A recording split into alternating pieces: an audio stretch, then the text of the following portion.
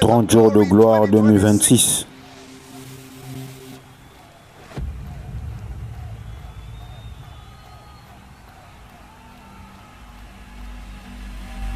Il a une connaissance qui surpasse la connaissance.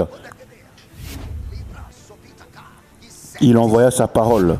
Sa parole les guérit et les fit échapper de la fosse. La révélation de tes paroles est claire. Elle donne l'intelligence aux simples. L'homme ne vivra pas seulement de pain, mais de toute parole qui sort de la bouche de Dieu. Il dit que les montagnes bondissent comme des béliers à la présence de la parole de Dieu. Ma parole n'est-elle pas comme un feu, dit l'Éternel, et comme un marteau qui brise le roc. Il dit, ma parole est comme un feu qui consume la paille. Ainsi en est-il de ma parole qui sort de ma bouche. Elle ne retourne pas à moi sans effet, sans avoir exécuté ma volonté et accompli mes desseins. Il veille sur sa parole et l'exécute. À jamais, ô Éternel, ta parole subsiste dans les cieux. Mon fils, sois attentif à mes paroles, prête l'oreille à mes discours, qu'elles ne s'éloignent point de tes yeux. Garde-les dans le fond de ton cœur, car c'est la vie pour ceux qui la trouvent, la santé pour tout leur corps.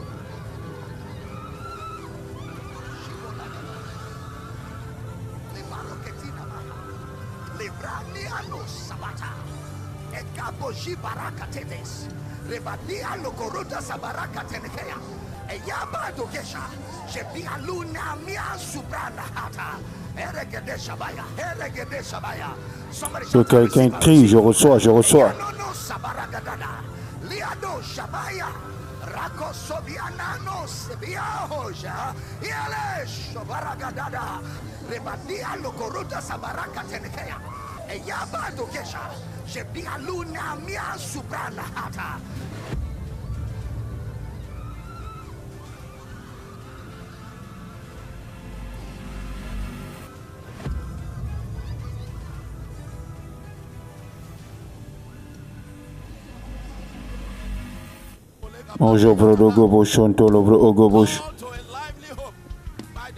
Et vous-même, comme des pierres vivantes édifiées pour former une maison spirituelle, Zombre Ogodosh, par la résurrection de Jésus-Christ. Nous aussi, comme des pierres vivantes, édifiées pour former une maison spirituelle. Pour former une maison spirituelle, afin d'offrir des victimes spirituelles agréables à Dieu par Jésus-Christ. Nous offrons des sacrifices ou des victimes agréables à Dieu par Jésus-Christ.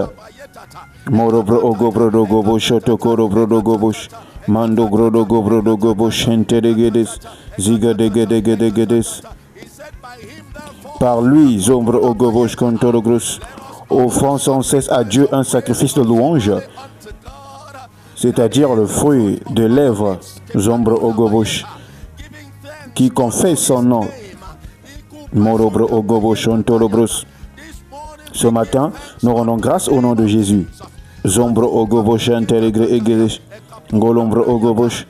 Rendons grâce à son nom. Zombre Ogobosh. Il a dit rendons grâce au Père qui nous a rendu Zibre Ogobosh Kontorobre Ogobosh Kontorobre Ogobosh Gente Zigre Ogobro Ogobosh Konstokoro Dogro Ogodos L'ombre Ogobro Ogobosh Konstokoro Dogros Zibre Ogobosh Kontorobre Ogobosh Legebro Ogobosh Okopoto Golombre Ogobro Ogobrondo Goboji Kepetekete Ziamombre Ogobosh Okopoto Koto Koto Koto Boro Dobro Ogobosh Koto Marobro Ogobosh Kente, Lagabrondo Godoske Brediga Zopra, Marobro Ogobosh Cantalebro Ogobojo Kopoto Kotokobolo, Shetelegede Belebre de Gedegedesh.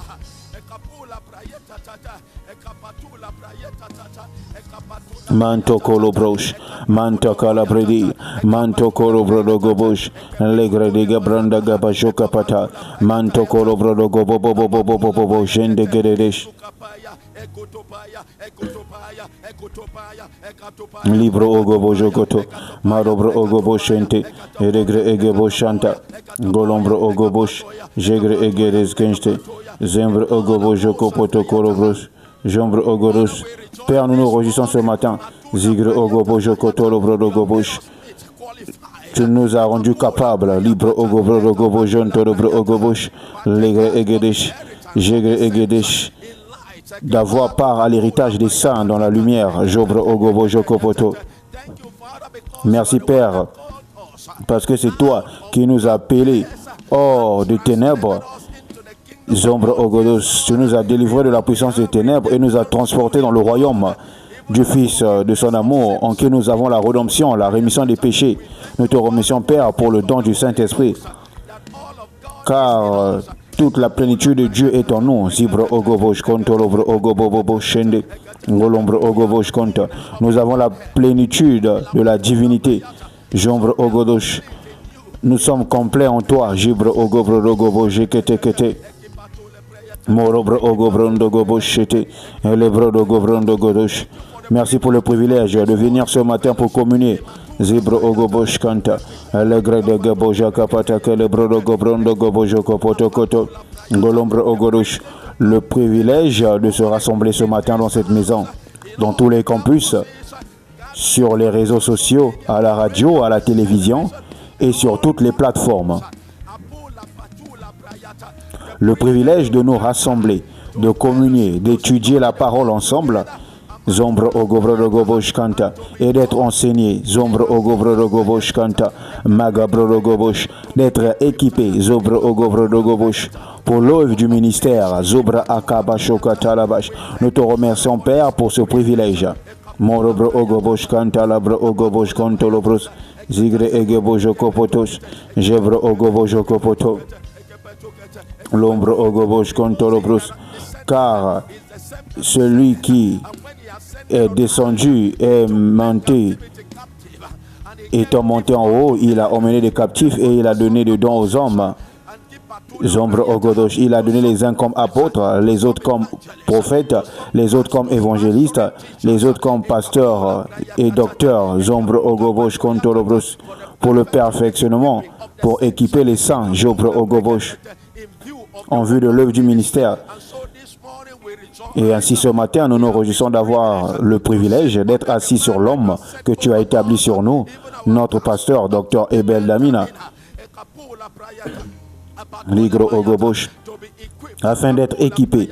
Zombre Ogobro Ogobosh Kente, Zingre Egebro Ogobosh Konto, Meregris, d'être perfectionné pour l'œuvre du ministère. Et ainsi nous te remercions, Père, pour le grand don de ce pasteur pour nous, le grand don de ce pasteur pour cette génération et pour les nations de la terre. Zibre Ogobosh, merci pour le don de notre pasteur.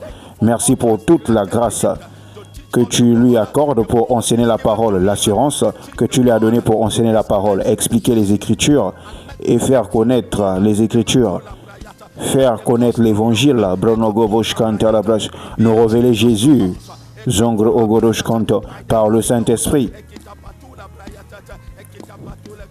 Libre Ogobosh Kante, Malombre Ogobosh, Malogrosh. Merci Père pour la capacité que tu lui as donnée, Zombre Ogodosh, la clairvoyance, la révélation que tu lui as donnée pour enseigner la parole, Zombre Ogodosh, et expliquer les Écritures.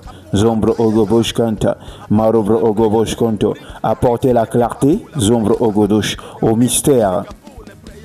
Marobre Ogobre Ogobrondo Gobojibre Indeskebre Digabrundo, Elebre Digabrundo Gobobo Jibre Antes, Marobre Ogobre Ogobosh Kenterebre Egeborobre Dodobojendo, Elegre Ege Desegre Ente Kete Kete Kete, Golombre Ogodosh. Il parle avec une grande clarté d'expression. Père, nous te remercions parce que ce matin, pendant que notre pasteur enseigne, il enseigne avec clarté. Zombre Ogodos Santo Nobre Ogodos Consto, Zombre Ogobosh Conta, sans aucune ombre. Zombre Ogobro Rigebosh Canta, Labre Egeboshund, Zegre Egedish, Zombre Ogobosh Canta. Il ne parle pas comme Moïse, Zibre Ogobro Ogobosh Canta, qui mettait un voile sur son visage afin que les enfants d'Israël ne regardaient pas fixement la fin de ceux qui devraient disparaître. Même ce matin, notre pasteur enseigne avec une grande clarté d'expression. Jobre Ogobosh, Kantorobre Ogobosh. Il apporte la lumière dans les endroits obscurs. Zombro ogobro dogobosh cantalebre egeboje kete kete marobro zibra antes kebelebre egedish. Il explique les Écritures plus parfaitement. Zebra ogobro dogobosh cantalebre egedes kenste marobro ogobro dogobosh cantalebre ogobosh. Merci Père de lui accorder l'expression juste. Merci de lui donner les mots justes.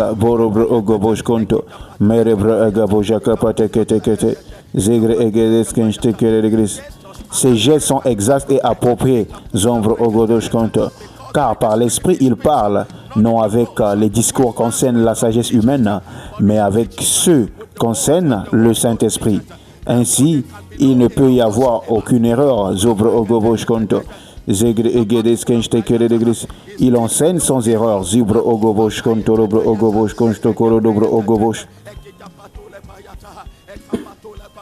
L'ombre ogobosh chanta. Zombro ogobosh chanta lebre egedesh kente. Avec exactitude et précision. Zombro ogodosh, il explique la pensée de Dieu telle qu'elle est. Zombro ogobro ogobosh kanta. Elle brodiga brante kete kete. Marobodo bobo gente que le brodiga bebe bonjo to go bobo rashakato vele brodiga zika.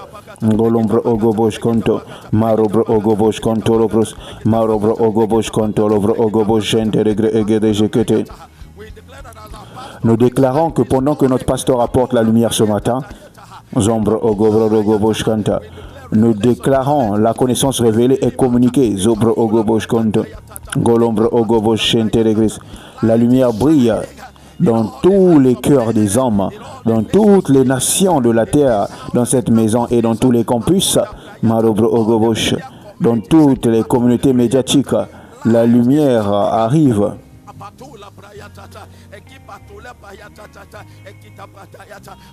L'ombre ogodosh. La révélation de tes paroles est claire, elle donne de l'intelligence au simple. Paul a dit, si notre évangile est encore voilé, il est voilé pour ceux qui périssent, pour les incrédules dont le Dieu de ce siècle a aveuglé l'intelligence. L'ombre ogodosh kanto. L'ombre ogodosh. Afin que l'évangile de Christ, qui est l'image de Christ, puisse luire ou resplendir. Nous déclarons ce matin que pendant que notre pasteur enseigne, tout voile de ténèbres est ôté. Zombre ogobosh kante. Zingre egebro dogobrondo goboshete. Golombre ogobosh kete kelegris. Le voile de ténèbres, zombre ogobosh. Tout voile causé par l'ignorance, tout voile causé par les traditions des hommes, tout voile causé par la religion, zombre ogobosh, est ôté dans la pensée du peuple. Leurs yeux sont ouverts pour entendre et pour voir. Zobre ogobosh, kontolobre ogobosh, legre egedes kenste keledegres, jobre logobro ogobosh konto. La lumière, lui, dans les ténèbres. Zombre ogobosh, kepete kelegre chente debre egebosh. Zombre ogobosh, la lumière, lui, dans les ténèbres, et les ténèbres ne l'ont point reçu. Ce matin, nous déclarons une libération de lumière comme jamais auparavant. Une libération de lumière comme jamais auparavant. Illuminons les cœurs des hommes. Zobre ogobro dogobosh kente. Maraba brendege de jokoto. Car la parole du Seigneur est puissante, plus tranchante qu'une épée à deux tranchants. Zegre egedes kenste. Pénétrant jusqu'à partager âme et esprit. Zobre ogobosh kanta. Jointure et moelle. Et en jugeant les sentiments et les pensées du cœur. Et ainsi nous déclarons ce matin que pendant que notre pasteur enseigne par la puissance de la parole de Dieu, il y a une séparation. Morobre ogobo shanta. Il y a une séparation. Zongro ogodosh kontorogro ogodosh. Tout état d'esprit qui s'oppose à la vérité de la parole de Dieu est corrigé. Tout état d'esprit tordu est redressé par la puissance de la parole de Dieu. Toute idée, toute pensée, tout concept contraire à la vérité, Zombre ogobosh konto, Zombre ogodosh est renversé par le Saint-Esprit. Zombre ogobosh konto lobros, Zegre egedes kenshtekere degris. Zombre ogodos, nous amenons captive ces pensées à l'obéissance de Christ. Zombre ogodosh konto lobro ogobosh kanta labro egebosh kanta. L'ombre ogobosh konto lobro ogodos konsto. Nous amenons ces pensées captives à l'obéissance de Christ. Marobro ogobosh konto, lobro ogobosh konto. Et nous déclarons la liberté. Là où les hommes étaient liés, nous proclamons Zobro ogobosh konto. Là où les hommes étaient liés, nous proclamons la délivrance.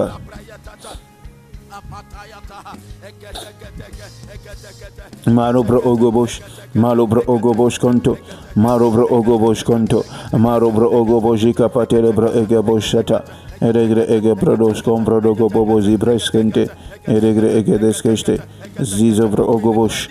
Nous déclarons ce matin, Zombre ogodosh, que la parole de Dieu, Zombre ogodosh, aura libre cours et sera glorifiée dans toutes les nations de la terre, dans tous les cœurs des hommes.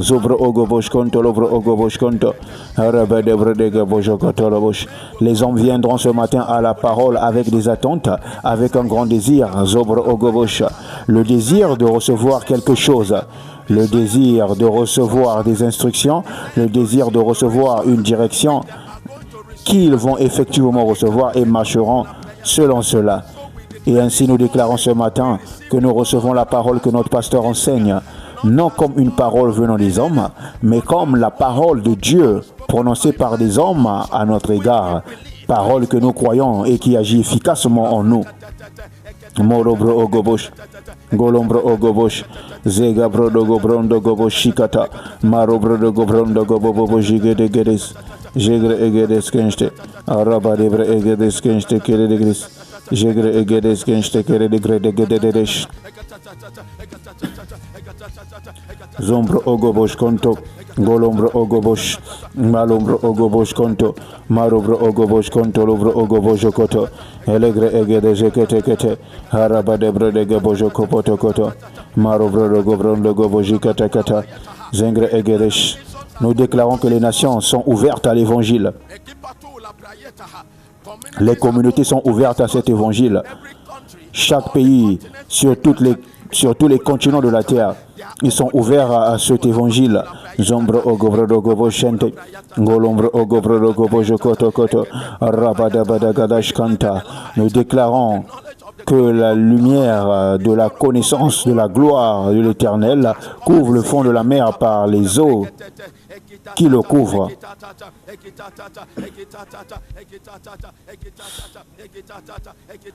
Ligre egedes kenste, zigre egedes kenste kere de gris.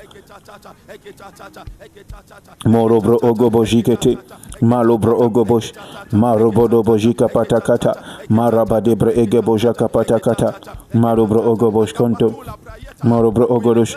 Nous déclarons que la lumière de Dieu, zombro ogobosh konto, lobro ogobosh konto, lobro ogobosh konto, lobros. Et le glorieux évangile de Christ apporte la joie. Nous déclarons que l'évangile est prêché ce matin. La joie rayonne depuis le cœur des hommes. Il y a de la joie dans le cœur des hommes. Nous libérons la joie.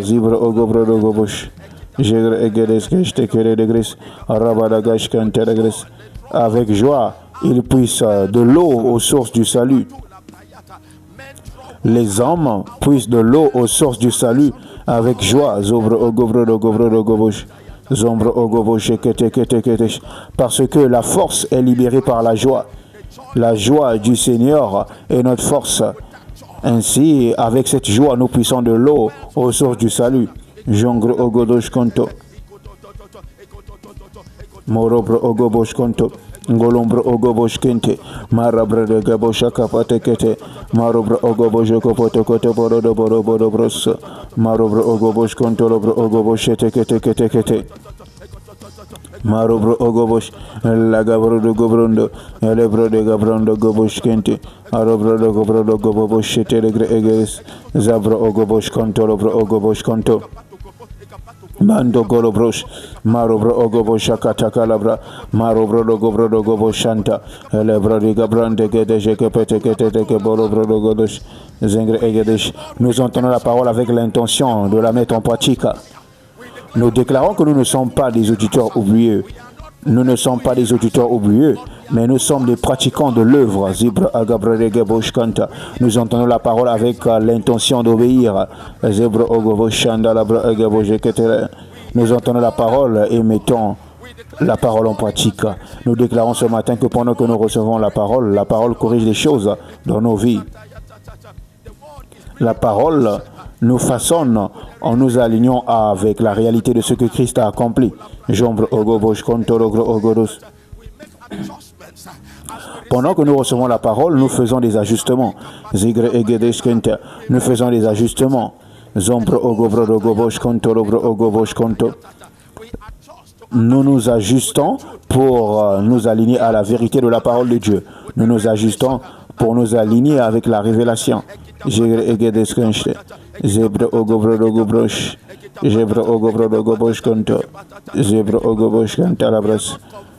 Nous ne nous conformons pas au monde, mais nous sommes transformés pendant que nous demeurons sur la parole par le renouvellement de notre intelligence.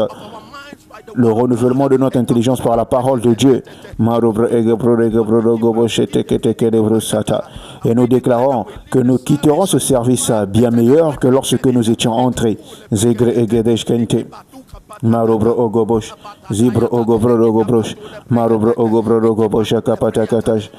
Par la puissance qui est dans la parole,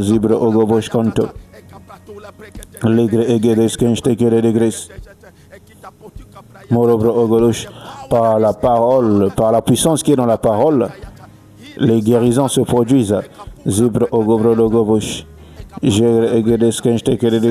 Il envoie sa parole et les guérit et les fit échapper de la fosse. Ce matin, nous déclarons que pendant que la parole est envoyée, la guérison a lieu. Les hommes sont guéris de toutes sortes de maladies. La Bible dit qu'il venait pour entendre et pour être guéri. Ce matin, nous déclarons que les hommes sont venus pour entendre et pour être guéris. Parce qu'il y a dans la parole une puissance qui guérit.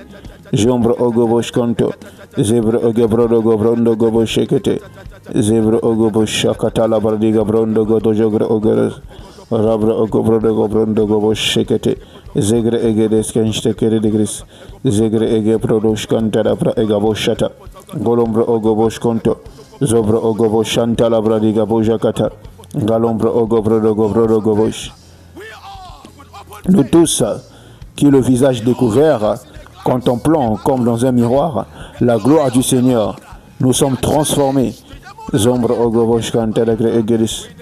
Nous déclarons ce matin que pendant que nous contemplons, pendant que nous demeurons assis, pendant que nous étudions la parole, nous sommes transformés dans la réalité de la parole, de gloire en gloire.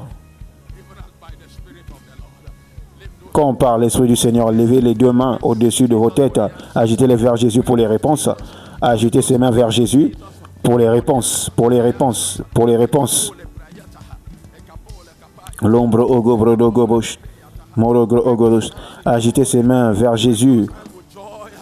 Agitez ses mains avec joie, agitez ses mains avec joie, agitez ses mains avec joie pour les réponses. Merci Père. Nous te rendons grâce, nous te remercions pour la manifestation au nom de Jésus. Merci Père, au précieux nom de Jésus. Que le croyant pousse un puissant Amen.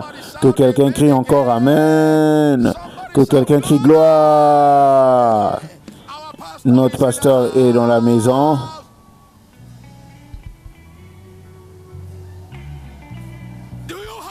Est-ce que vous avez la joie ce matin? Je dis que notre pasteur est dans la maison. Notre maman est dans la maison.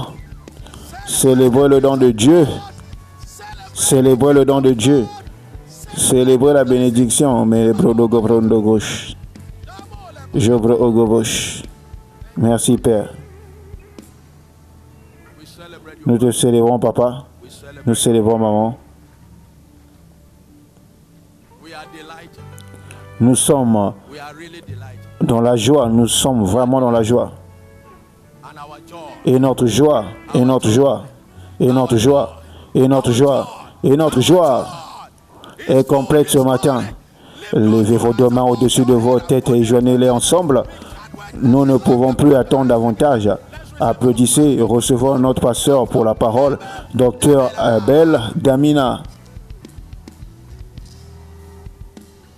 Gloire. Quelqu'un est-il enthousiaste? Criant puissant Amen. Levez votre main droite vers le ciel, prions ce matin. Père, nous te remercions pour cette nouvelle opportunité de venir devant ta précieuse et sainte parole écrite. Merci parce que le puissant Saint-Esprit vit à l'intérieur de nous. Ainsi, la connaissance révélée nous appartient, la lumière nous appartient. Les dons de l'Esprit nous appartiennent. Tous les fruits de l'Esprit nous appartiennent. Toutes les richesses de Christ nous appartiennent. Nous nous réjouissons ce matin parce que nous recevons et participons à la plénitude de Christ. Pendant que ta parole sort avec clarté, ton peuple est édifié, équipé, fortifié. Et nous déclarons que dans ce service, tout ce qui n'a pas été planté par Dieu est déraciné. Nous recommandons la maladie, les infirmités. Nous recommandons la douleur et toute forme d'inconfort.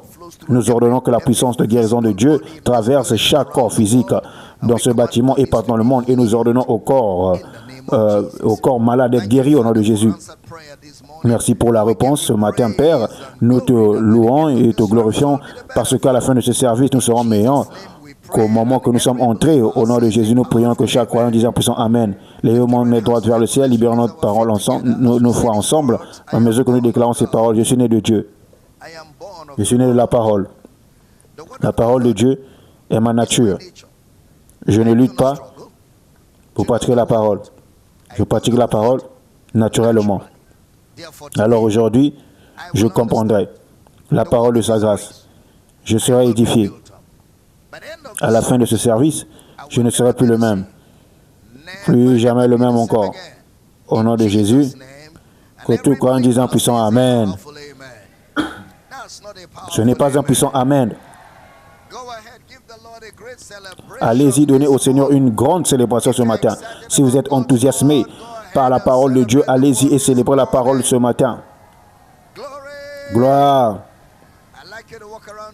J'aimerais que vous allez vers 2, 3, 4 personnes, serrez quelqu'un dans vos bras, souhaitez la bienvenue à quelqu'un à l'église ce matin, dites-lui, vous serez béni parce que vous êtes venu, vous serez béni parce que je suis venu, vous serez béni parce que je suis venu ce matin, vous serez béni parce que je suis venu.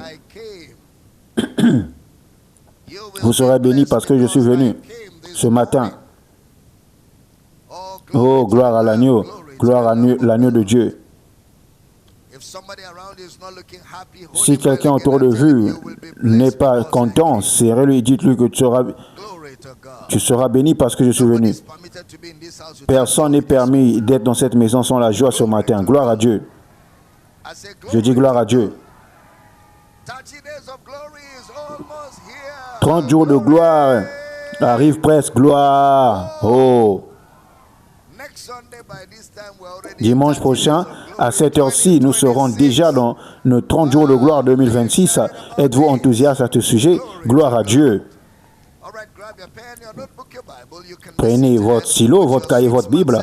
Vous pouvez vous asseoir avec votre élégante et brillante personne ce matin pendant que nous entendons la parole de sa grâce. Nous voulons souhaiter la bienvenue à tous ceux qui sont connectés à ce service à travers Kingdom Life Network ainsi que toute autre plateforme que vous utilisez pour suivre ce culte. Nous voulons vous souhaiter la bienvenue dans l'église. Nous sommes si heureux que vous soyez ici ce matin et nous sommes ravis de vous avoir tous avec nous dans ce service aujourd'hui. À tous ceux qui sont connectés à ce service, quelle joie de vous avoir tous connectés. C'est toujours enthousiasmant et toujours un plaisir d'étudier ensemble la parole de Dieu, de communier autour de la vérité qui se trouve en Jésus-Christ. Permettez-moi aussi de saisir cette opportunité pour souhaiter la bienvenue à notre communauté des réseaux sociaux frères et sœurs en ligne. Quelle joie de vous avoir tous dans ce service aujourd'hui. Faites-moi cette faveur que vous avez toujours faite.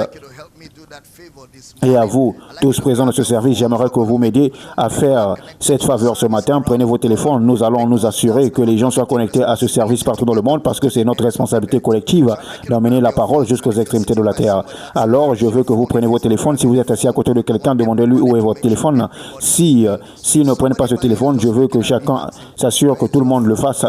Donc, si quelqu'un près de vous regarde, simplement demandez-lui où est votre téléphone. S'il dit qu'il n'a pas de téléphone, imposez-lui les mains et croyez Dieu avec lui pour un miracle afin qu'il ait le téléphone. Et si son téléphone est dans son sac, dites-lui de sortir à tout le monde. Et s'ils ne savent pas comment le partager, demandez-leur, savez-vous comment partager? Je peux vous aider. Savez-vous comment aimer une vidéo? Si vous ne savez pas, je peux vous aider. J'ai besoin de vous parler à quelqu'un parce que certaines personnes manipulent simplement le téléphone.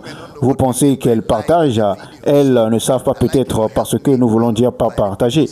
Et certaines personnes ne savent pas peut-être ce que signifie aimer la vidéo. Alors je veux que vous m'aidiez avec les personnes assises près de vous. Si vous trouvez quelqu'un qui aime, qui a vraiment des difficultés avec son téléphone, aidez-le à savoir comment partager, à savoir comment aimer la vidéo et aidez-le à faire tout cela. C'est important parce que nous ferons cela chaque jour durant les 30 jours de gloire. Et nous devons nous assurer que tous ceux qui sont autour de nous, sachons le faire dans les campus, tous les coordinateurs de campus, tous les responsables des réseaux sociaux, aidez-moi à faire ce que assurez-vous que tout le monde partage le service, que tout le monde aime la vidéo et que tout le monde interagisse pendant le service. C'est très important. Nous prions pour la moisson.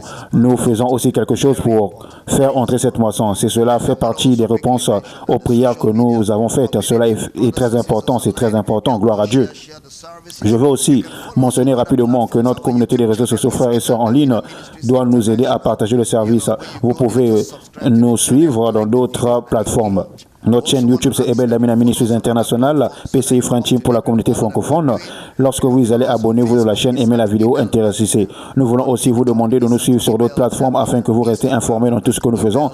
Vous pouvez nous suivre sur Facebook, c'est @Ebel Damina, sur Xpex, @Ebel Damina, de même sur TikTok et sur Instagram. Assurez-vous également de partager les vidéos que nous avons publiées durant la semaine passée. Nous avons publié un bon nombre de vidéos sur toutes les plateformes simplement pour nous assurer que les gens soient amenés à la connaissance de la vérité. C'est notre engagement, édifier les hommes et les femmes afin qu'ils soient face à face avec la vérité qui se trouve en Jésus-Christ. Je veux aussi souhaiter la bienvenue à l'audience de la radio dans l'état d'Akwa Ibom, où que vous entendez le son de ma voix. Sachez que nous sommes heureux de vous avoir à l'église ce matin. Faites-moi cette faveur, appelez un ami, appelez un membre de famille, demandez-leur de syntoniser cette radio. Maintenant même, la vie coule à travers les ondes. Je souhaite la bienvenue à tous les citoyens différents continents, différentes nations, différents fuseaux horaires. Quelle joie de vous avoir tous connectés à ce service.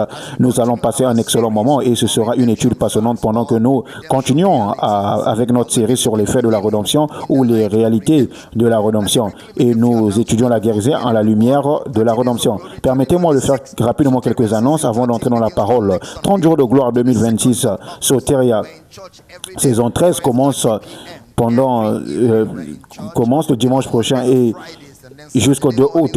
Nous sommes à l'église chaque jour à 17h30, tous les jours, lundi à vendredi. Puis le samedi matin, nous avons les réunions de prière ou la croisière de prière. Et le dimanche, nous revenons encore pour les deux services. Et nous continuons jusqu'ainsi pendant un mois. Permettez-moi aussi de dire quelque chose, que la Power Bible School qui se déroule au même moment, chaque jour du matin jusqu'au soir. Si vous n'êtes pas encore inscrit à la Power Bible School, vous devez le faire parce qu'il y aura énormément de choses que nous allons apprendre durant cette école biblique, particulièrement qui se tiendra du 5 juillet au 2 août. Pour vous enregistrer, envoyez un courriel à pababoschool@drebeldermina.org. Puis Homecoming 2026 se tiendra du 2 au 9 août. Pour ceux qui veulent venir, envoyez juste un courriel à powercityoffice@gmail.com. Si vous voulez faire partie de notre équipe de nos réseaux sociaux, envoyez juste un courriel et dites que vous voulez faire partie de l'équipe des réseaux sociaux durant les 30 jours de gloire. Quelle joie de servir Dieu et être dans cette maison. Philémon chapitre 1 verset 6. Philémon chapitre 1 verset 6. PJ.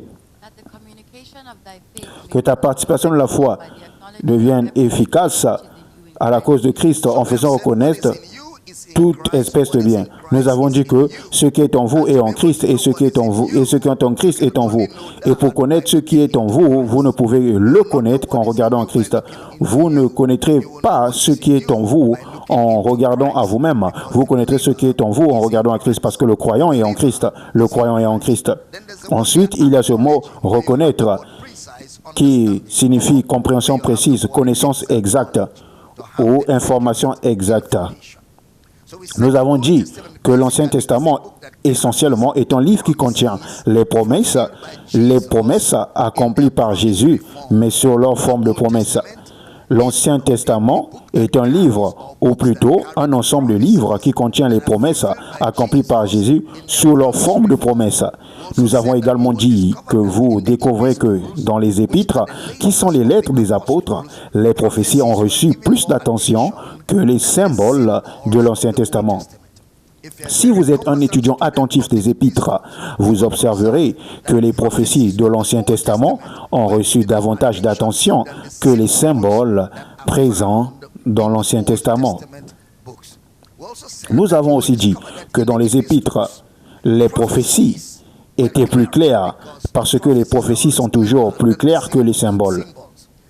Vous savez, dans l'Ancien Testament, les hommes recevaient de Dieu à travers des discours obscurs, sous forme d'énigmes. Il existe donc différents niveaux de compréhension. Même les choses de l'Esprit de Dieu révélées aux apôtres, les choses que l'Esprit de Dieu révèle aux apôtres, l'apôtre Pierre lui-même a reconnu qu'une révélation particulière avait été donnée à l'apôtre Paul, une compréhension qu'il trouvait parfois difficile à saisir concernant certaines choses enseignées par le frère Paul. Ainsi, il existe des niveaux de révélation, des niveaux de compréhension, des niveaux de la connaissance révélée. De la même manière, lorsque les prophètes parlaient, Jésus disait que Jean-Baptiste était le plus grand. Cela signifie qu'il y avait des niveaux de révélation. De même avec les symboles de Moïse. Dieu dit, s'il y a parmi vous un prophète, c'est dans une vision que moi, l'Éternel, je révèle à lui. C'est dans un songe que je lui parle. Mais lorsqu'il parle à Moïse, je lui parle bouche à bouche. Il y a des niveaux de révélation. Cela signifie que c'était un niveau de révélation. Dieu montra à Moïse sur la montagne certaines réalités. Et Moïse transmit ensuite ce que Dieu lui avait montré sur la montagne aux enfants d'Israël sous forme de symbole. Dieu montra Moïse par révélation et Moïse communiqua cela à Israël au moyen des symboles. Il communiqua au peuple d'une manière symbolique. Imaginez donc qu'il recevait seulement les symboles. Ensuite, les prophètes parlèrent plus clairement dans une progression de ce qui avait été enseigné sous communication symbolique. Cela ne signifie pas qu'ils étaient supérieurs à Moïse, et je parle ici des prophètes de l'Ancien Testament. Je dis simplement que la révélation qui leur fut donnée était un peu plus claire. C'est pourquoi Jésus cita abondamment les prophètes de l'Ancien Testament. En réalité, Jésus utilisait abondamment les prophètes de l'Ancien Testament dans son enseignement. Lorsqu'il expliquait le chapitre 24 de Luc, vous découvrez également que les apôtres ont beaucoup plus étudié dans la ligne des prophéties des prophètes de l'Ancien Testament. Et dans le livre des Hébreux, et où nous avons probablement l'enseignement le plus exhaustif concernant les symboles, même là, lorsque vous observez le livre des Hébreux, il commence d'abord par les prophètes. À plusieurs reprises et de plusieurs manières, les prophètes ont parlé au Père. Cela commence aussi avec les prophètes. Lorsque vous lisez ce qu'il dit, au moins dans le premier chapitre, avant d'arriver aux types et aux ombres, vous découvrez qu'au chapitre 1, chapitre 2, jusqu'au chapitre 7, il faisait référence aux prophéties de l'Ancien Testament. Puis lorsque vous arrivez au chapitre 8, 9 et 10, il commence à se concentrer sur les symboles, le temple, comment le temple de Moïse n'était qu'une copie. Il traite tout cela, mais à la fin, vous découvrez qu'il a énormément parlé autour des prophéties des prophètes de l'Ancien Testament. Ainsi, la manière correcte de considérer l'Ancien Testament, c'est de comprendre qu'il y a des symboles et des prophéties qui ont été communiquées, lesquelles étaient des communications plus claires de ce que les communications symboliques cherchaient à transmettre. Quelqu'un peut-il crier Alléluia? Maintenant, le Nouveau Testament est essentiellement constitué des épîtres. Et les épîtres sont ce que nous appelons la révélation des Écritures. Les épîtres sont ce que nous appelons la révélation des Écritures. Les Écritures font référence de Genèse à Malachie. Les épîtres consistent à la révélation des Écritures.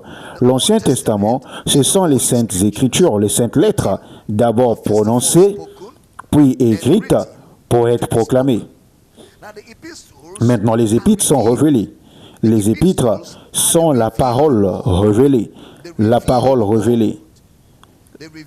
Elle révèle ce qui avait été prononcé et elle révèle ce qui avait été écrit.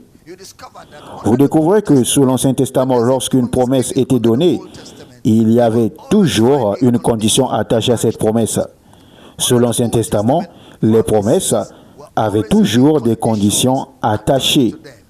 Si vous faites ceci, je ferai cela. Si vous écoutez attentivement et observez toutes ces choses, je ferai cela pour vous. Si vous vous approchez, je m'approcherai. Vous savez, si vous observez et obéissez, je ferai cela pour vous. C'est ainsi que l'Ancien Testament communiquait les promesses. Par exemple, la promesse que Dieu a faite à Abraham n'a pas été accomplie par Abraham parce qu'Abraham n'était pas parfait. La promesse que Dieu a faite à Abraham a été accomplie par Jésus. C'est pourquoi la condition la plus importante pour Abraham fut d'offrir son fils unique. Mais cela fut dit à Abraham dans un langage obscur. Ainsi, Abraham prit Isaac et monta au mont Morija. Et là, au mont Morija, vous découvrez que ce que Dieu faisait à Abraham, c'était se révéler lui-même à Abraham. Dieu se révéla à Abraham. Parce que vous voyez, Abraham ne pouvait jamais plaire à Dieu.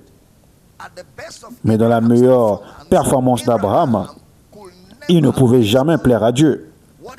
Ce que Dieu faisait à Abraham, c'est que lorsqu'il emmena Isaac en haut, Dieu lui montrait ce que lui, il allait faire. Ainsi, Abraham prit Isaac. Et c'est pourquoi Jésus dit, Abraham, votre père, a tressailli de joie de ce qu'il verrait mon jour.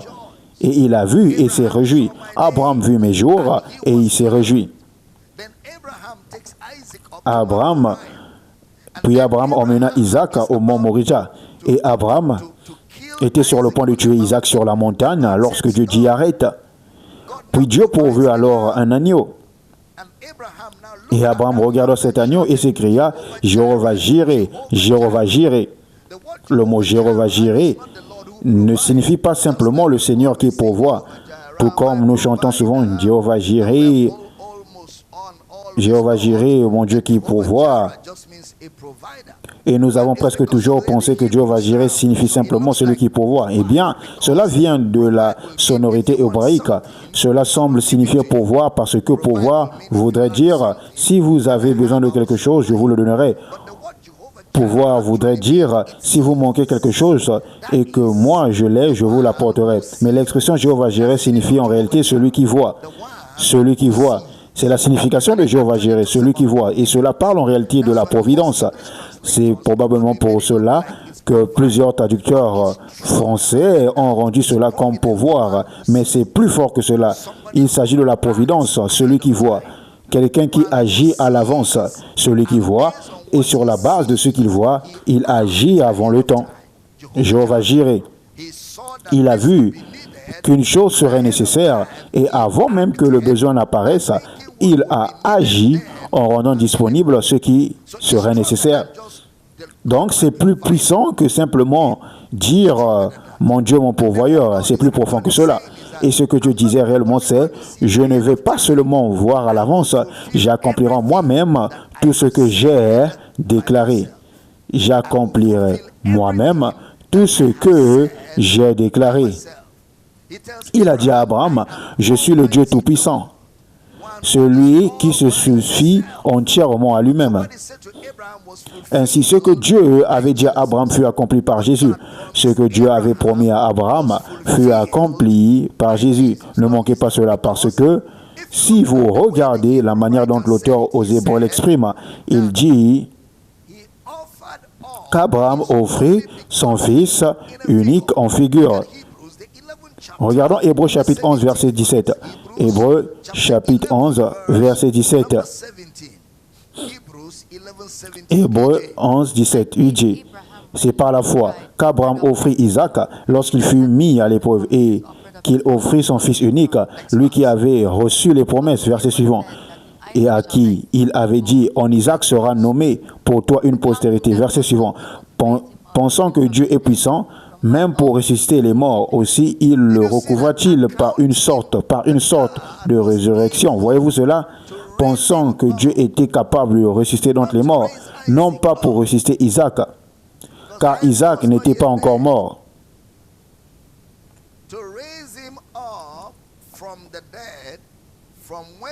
le ressuscité des morts, mais il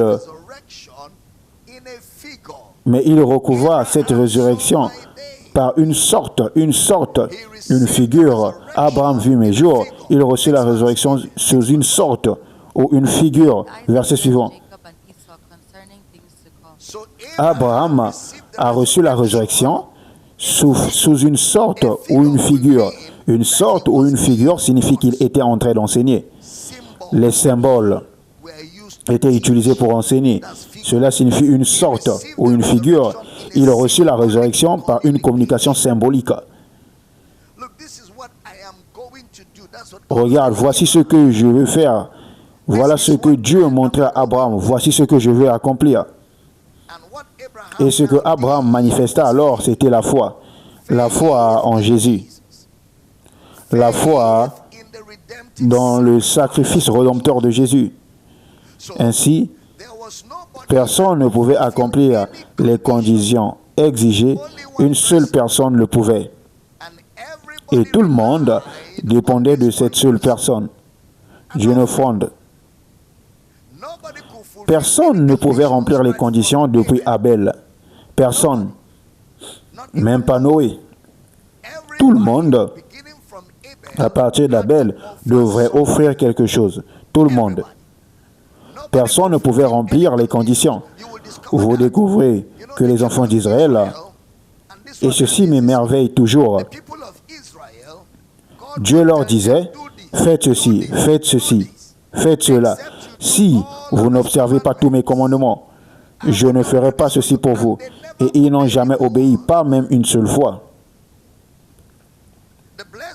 Les bénédictions étaient basées sur des conditions. Vous voyez cela dans l'Exode, vous voyez cela dans le Deutéronome. Il ne disait pas si vous essayez d'obéir. Il disait si vous obéissez tout, vous devez tout garder.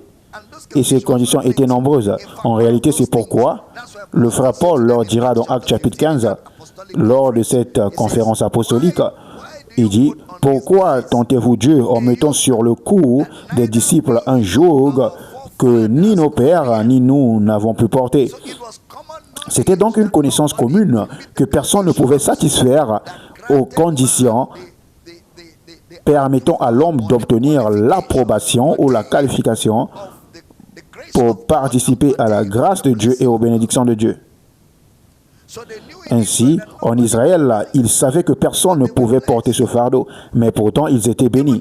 Même sans remplir les conditions, ils étaient bénis. Leur maison était bénie, leurs entreprises étaient bénies, leur famille était bénie, même sans avoir rempli les conditions. Et j'ai découvert quelle était la véritable question. Le point était celui-ci. Et moi, j'avais l'habitude de penser ainsi. Dieu est Dieu, après tout. Vous savez, je pensais toujours qu'il allait forcément prévoir une punition. Et je pensais que cette punition était sa colère, comme nous chantions autrefois la colère de Dieu. Que si vous ne faites pas ceci, je vous punirai. Et lorsque nous pensons à Dieu, nous pensons souvent à Dieu à la lumière de nos parents biologiques. Ainsi, imaginez la manière dont votre père vous traitait et vous pensez que Dieu n'est qu'une version plus avancée de votre père. Ainsi, certaines personnes pensent que Dieu est comme votre père terrestre qui se promène dans la maison avec un bâton pour frapper quiconque n'obéit pas. C'est l'image que beaucoup de gens ont de Dieu. Mais comment Dieu pourrait-il être simplement une version améliorée de vous? Avez-vous vu Dieu? Est-ce que l'un de vos pères a déjà vu Dieu? Alors, qu'est-ce qui vous fait penser que votre père agit comme Dieu? Où l'a-t-il vu? Où se sont-ils rencontrés? Vous ne pouvez donc pas placer Dieu dans cette catégorie. Vous ne pouvez pas faire asseoir Dieu à la place de votre père terrestre pour le faire jouer le rôle de votre père. Ce serait faux. En réalité, ce serait une erreur. Parce que Dieu n'est pas comme votre père physique. Alors, cessez de penser ou de prendre les attributs de votre père biologique et d'imaginer Dieu occupant cette position. Parfois, il est difficile de renouveler votre intelligence à ce sujet. Parce que votre père biologique, vous avez vécu avec lui pendant presque 30 ans ou peut-être même 45 ans. Je connais certains jeunes hommes qui vivent avec leur père physique depuis 45 ans, toujours dans sa maison. Certains de ces hommes ont parfois besoin d'un peu de délivrance, peut-être qu'une petite cure de jeûne à sec de 40 jours dans certaines églises. Parce que vous avez besoin de grandir. Vous devez grandir. Vous devez mûrir, prendre vos responsabilités et commencer à vivre votre propre vie. Vivre votre propre vie. Et je sais que je parle à quelqu'un ici ce matin. Vous devez grandir. Vous savez, j'ai parlé des femmes qui doivent se soumettre aux hommes. Il est temps maintenant de parler des hommes. Je devais prêcher du feu là-dessus. Ce feu-là est pour certains hommes faibles. Agagagaga. C'est pas gégégégégé.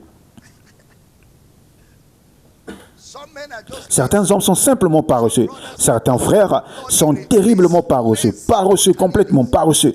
Et leur plan, c'est de chercher une femme qui travaille et l'épouser pour qu'elle les entretienne.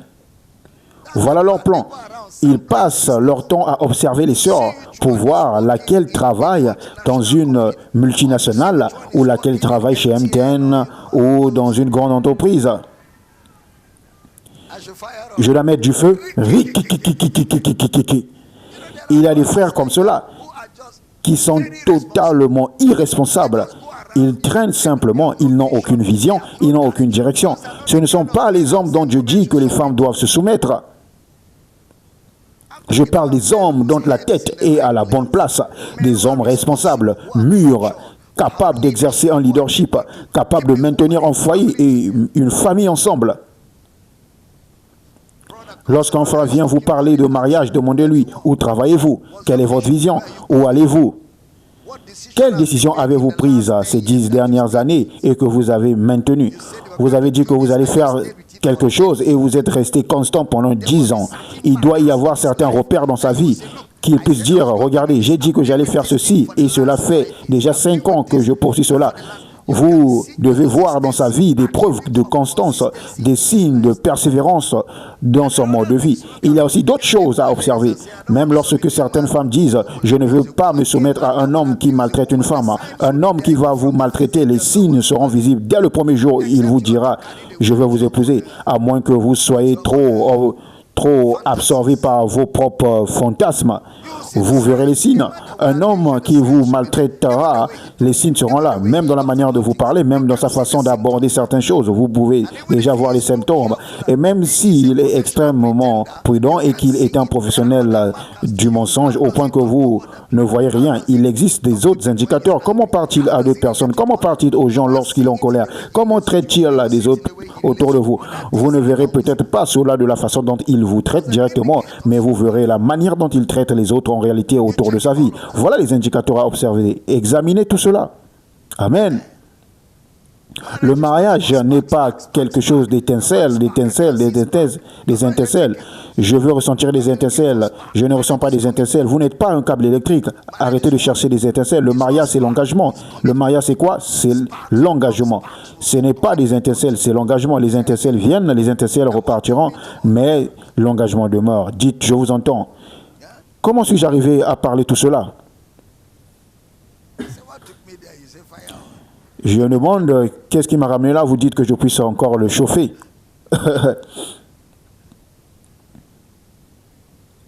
Ok, vivre avec son père à 45 ans. Manger la nourriture de maman. Conduire la voiture de papa. Attendre que papa mette de côté ses vieux vêtements pour les porter. Récupérer tous les habits que papa ne veut plus. Porter les chaussures de papa. Le petit garçon à papa. Et il veut se marier. Un garçon de papa ne se marie pas. Dieu n'a pas dit il n'est pas bon qu'un garçon de papa soit seul. Il a dit il n'est pas bon qu'un homme soit seul. Homme signifie responsabilité. Homme signifie maturité. Homme signifie direction. Homme signifie leadership. Cela signifie que vous savez déjà exactement où vous allez et que vous êtes déjà en marche vers cette destination. J'enseigne bien ce matin. Gloire à Dieu. Je me souviens lorsque nous voulions nous marier en tant que jeunes, certains de mes amis avaient un plan. Nous devons chercher des femmes riches à épouser. Allons simplement repérer des femmes riches parce que nous n'aurons peut-être pas le temps de travailler, qu'elles travaillent pendant que nous faisons le ministère, vous savez. Et je connais certains de mes amis qui ont épousé des femmes riches. Aujourd'hui, ils sont divorcés. Moi, je ne cherchais pas une femme riche au départ. Je voulais simplement consacrer ma vie au ministère, c'est tout. Et Dieu, dans sa miséricorde, m'a donné maman qui m'aide à accomplir le ministère. Amen. J'entends pas votre amen. Vous devez savoir ce que vous cherchez. Et vous devez savoir ce qu'il faut observer lorsque vous envisagez le mariage. Vous devez savoir cela. Vous n'avez pas besoin d'être une féministe africaine. Vous êtes une fille de Jésus. Vous êtes un enfant de Dieu. Vous êtes une nouvelle créature. Vous êtes défini par la parole de Dieu. Vous êtes défini par les Écritures. Arrêtez de porter les étiquettes mondaines et de les attacher à votre identité. Appelez-vous comme Dieu vous appelle. Dites avec moi à haute voix, je suis ce que Dieu dit que je suis. Dites, ma véritable définition se trouve dans la parole de Dieu. Dites, je refuse que le monde me définisse. Le monde ne me connaît pas. Par conséquent, le monde ne peut pas me définir. Je suis défini en Jésus-Christ. J'entends pas un bon amen. C'est la même chose pour l'homme. Vous êtes défini par Christ. Vous êtes l'homme en Christ. Vous êtes le frère en Christ. Vous êtes la sœur en Christ. Toute votre vie est façonnée par la parole de Dieu. Vous vivez de la manière dont la parole de Dieu nous instruit de vivre. Notre véritable identité se trouve en Jésus-Christ. Gloire au Seigneur. Ainsi, j'avais l'habitude de penser que Dieu est Dieu, après tout, qu'il va simplement punir toute personne qui ne se comporte pas bien. Si vous faites ceci, il vous punira. Si vous vous comportez mal, il vous punira. Alors cela donnait l'impression que si vous ne faites pas ceci, je ne ferai pas cela pour vous. Voilà le type de Dieu qui nous était présenté. Puis il leur demandait d'offrir un animal afin que cet animal porte toutes leurs fautes. Voyez maintenant la manière dont Dieu agissait. Faites ceci. Si vous ne faites pas cela, vous n'obtiendrez pas cela. Mais ensuite offrez un animal afin que cet animal porte tous vos manquements. Et à la place de faire retomber sur vous toutes les conséquences de vos actions, je peux transférer toutes ces conséquences sur l'animal. Quel Dieu d'amour! Ainsi finalement, Dieu bénissait Israël sans qu'ils accomplissent quoi que ce soit. Pourquoi? Parce qu'une offrande était faite en leur faveur. Il y avait des conditions qu'ils ne pouvaient pas garder. Et s'ils ne les respectaient pas, ils ne pouvaient pas être bénis. Mais Dieu les bénissait sans qu'ils respectent les conditions. Pourquoi? Parce qu'un animal était offert à leur place. S'il vous plaît, restez avec moi. Ainsi, ils n'accomplissaient pas ces choses. Mais un animal portait leur iniquité. Et pendant que l'animal portait leur iniquité, eux recevaient la bénédiction.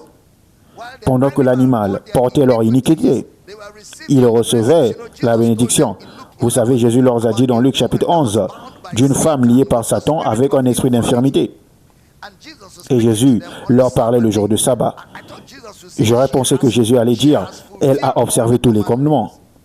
Mais Jésus a dit, c'est une fille d'Abraham, elle doit être délivrée. Non pas parce qu'elle a rempli une quelconque condition, elle doit être délivrée. Et Jésus la regardait et dit, femme, tu es délivrée le jour du sabbat. Et voici la vérité. L'essence même de l'expiation, s'il vous plaît, ne manquez pas ceci.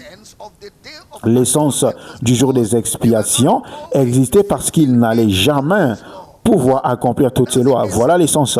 Le jour des expiations a été institué parce que les enfants d'Israël n'allaient jamais être capables de satisfaire à toutes ces conditions. Il fallait donc un jour d'expiation où une tierce personne porterait leurs iniquités et les conséquences de ces iniquités à leur place. Les jours des expiations. Ou ce qu'on appelle l'animal d'expiation.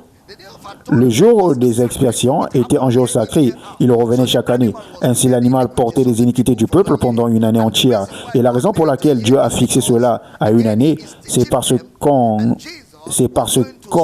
une fois, il leur enseignait quelque chose.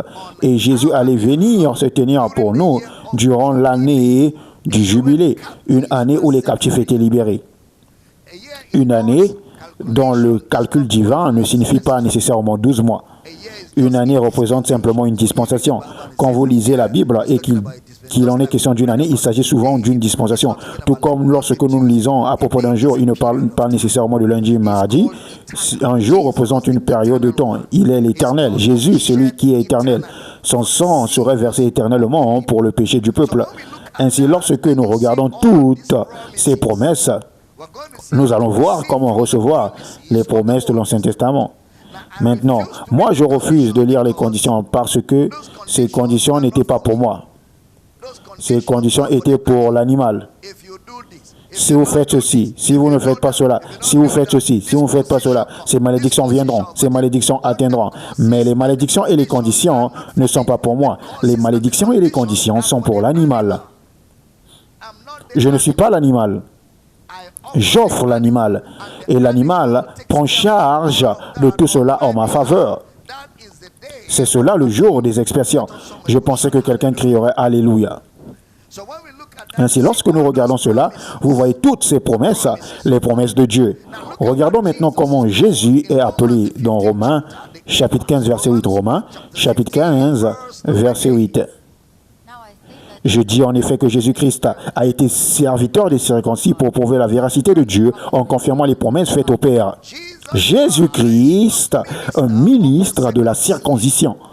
Un ministre de la circoncision.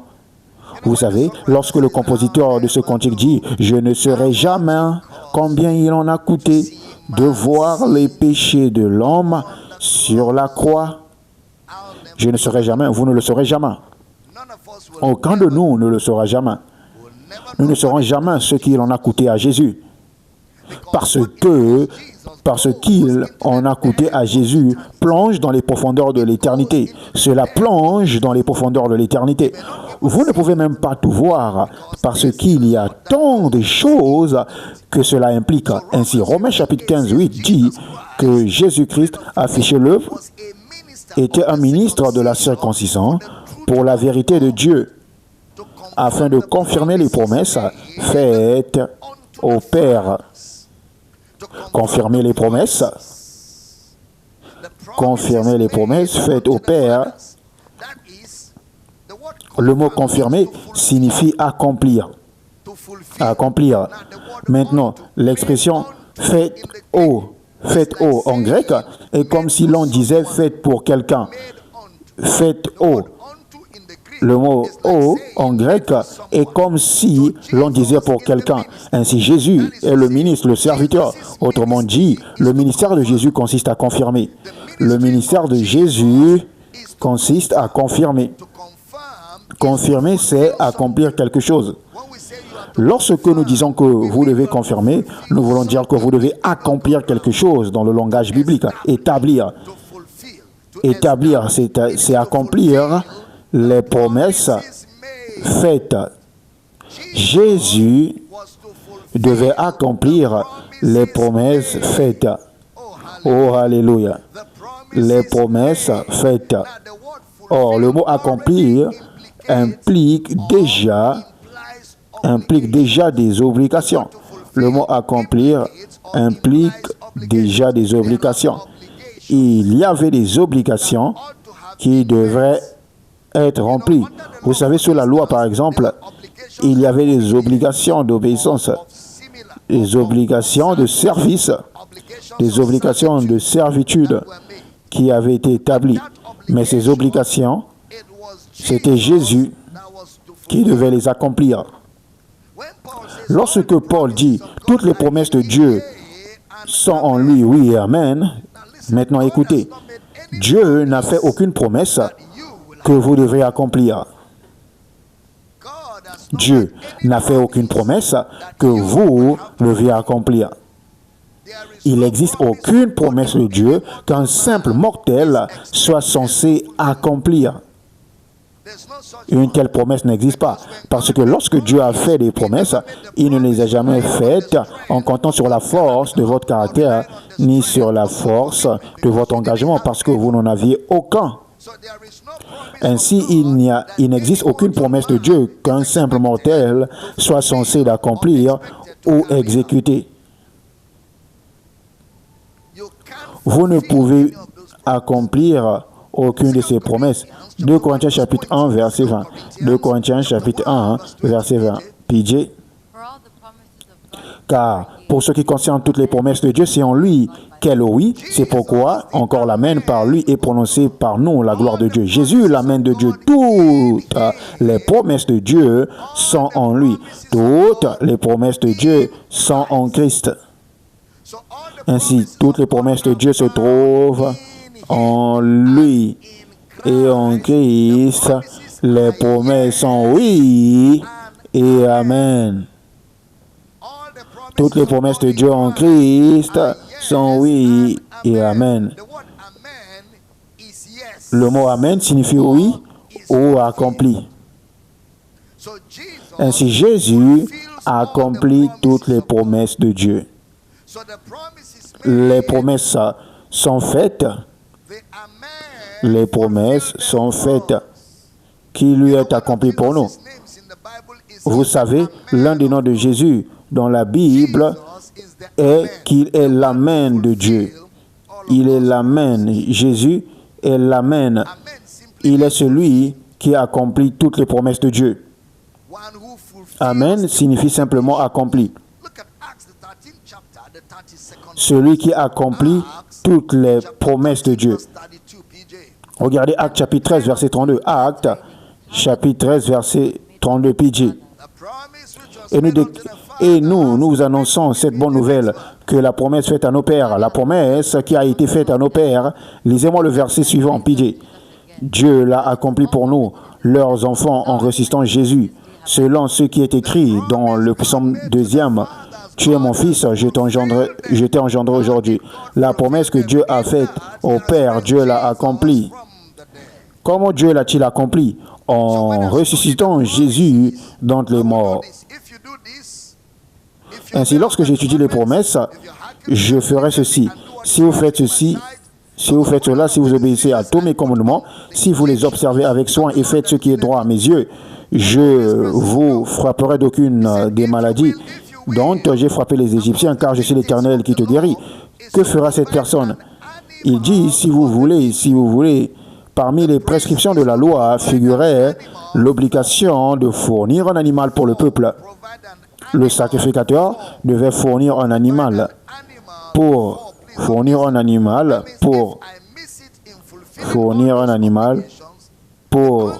surtout s'il vous plaît, ne manquez pas cela. Cela signifie que si j'échoue à accomplir toutes ces obligations, les conséquences seront transférées sur l'animal à ma place. Pour moi, à ma place. Sur l'animal à ma place. Ainsi, année après année, ils faisaient cela afin d'être bénis par Dieu. Ils offraient des animaux afin d'être bénis dans leur corps. Ils offraient des animaux afin d'être bénis de Dieu dans leur maison. Mais voici Jésus, il vient pour toute l'éternité.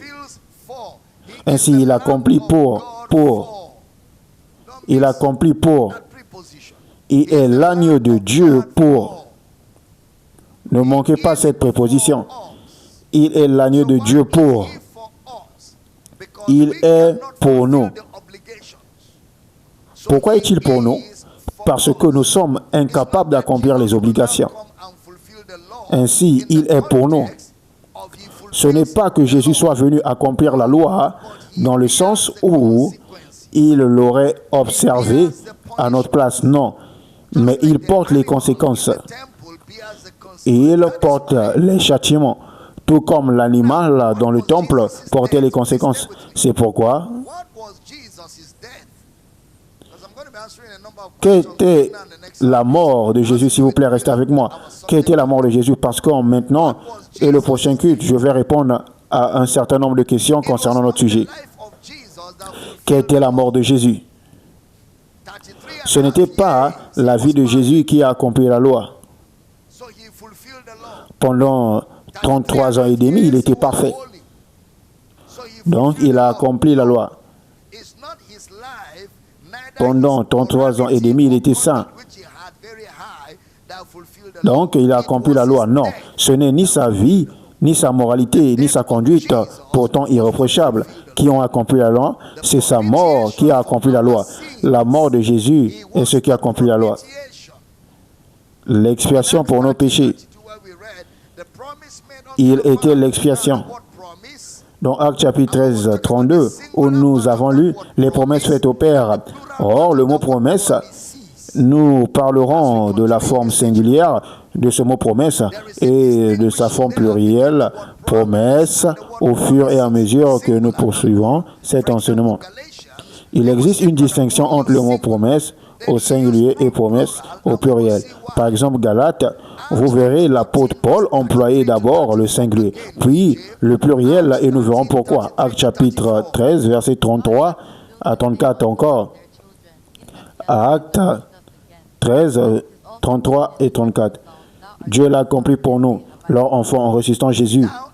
Selon ce qui est écrit dans le psaume second, tu es mon fils, je t'ai engendré aujourd'hui. Tu es mon fils, je t'ai engendré aujourd'hui.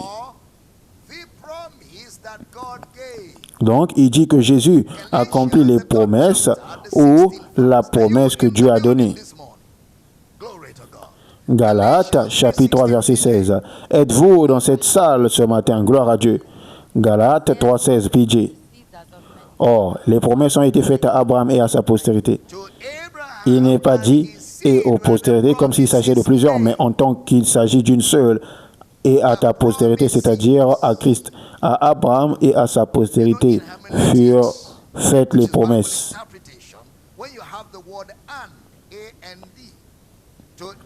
Vous savez, en herméneutique, quelle interprétation biblique? Lorsque vous avez le mot « et », « et », comme dans Abraham « et », vous devez y prêter attention. Vous devez l'examiner dans son contexte afin de déterminer s'il s'agit d'une conjonction ou s'il fonctionne comme un point-virgule. Ainsi, dans Galates 3,16, il dit « Or, les promesses ont été faites à Abraham et à sa postérité. » Il n'est pas dit aux postérités comme s'il s'agissait de plusieurs, mais en tant qu'il s'agit d'une seule, et ta postérité, c'est-à-dire Christ. Donc, lorsque vous lirez, vous verrez que l'emphase était sur Christ et non sur Abraham. Donc, c'est à Abraham, c'est-à-dire à sa postérité. Et le « et », dans Galates 3,16, à Abraham, c'est-à-dire à sa postérité, que les promesses ont été faites.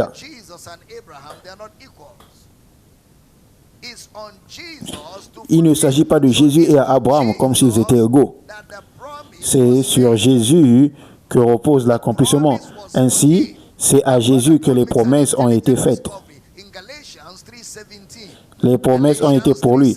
Maintenant, frère Paul fait une découverte remarquable. Galates 3, 17, PJ. Galates 3, 17. Voici ce que je dis. Une disposition que Dieu a confirmée auparavant ne peut être annulée, et ainsi la promesse rendue vaine par la loi survenue 430 ans plus tard. Afin que la promesse ne soit rendue vaine sans effet. Oh! Le mot alliance et promesse signifient essentiellement la même chose. D'accord? Ils ont essentiellement le même sens. Confirmé auparavant par Dieu en Christ. L'alliance ou la promesse qui a été confirmée, Jésus est le serviteur chargé de confirmer la promesse de Dieu.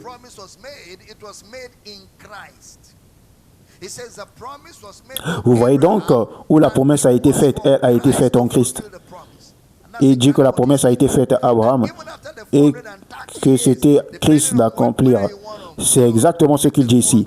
Même après les 430 ans que vous retenez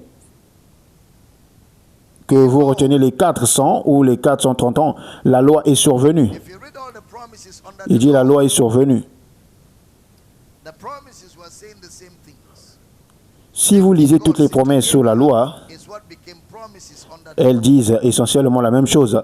Ce que Dieu avait dit à Abraham est devenu les promesses sur la loi.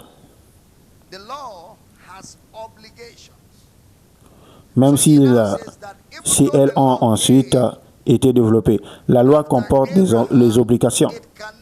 Il dit donc, bien que la loi soit venue après Abraham, elle ne peut pas annuler la promesse ni la rendre sans effet. Regardez ce Galates 3, 17, 18 à 19, puis allons-y. Voici ce que j'attends. Voici ce que j'entends. Une disposition que Dieu a confirmée auparavant ne peut être annulée. Et ainsi la promesse rendue vaine par la loi, survenue 430 ans plus tard. Verset suivant.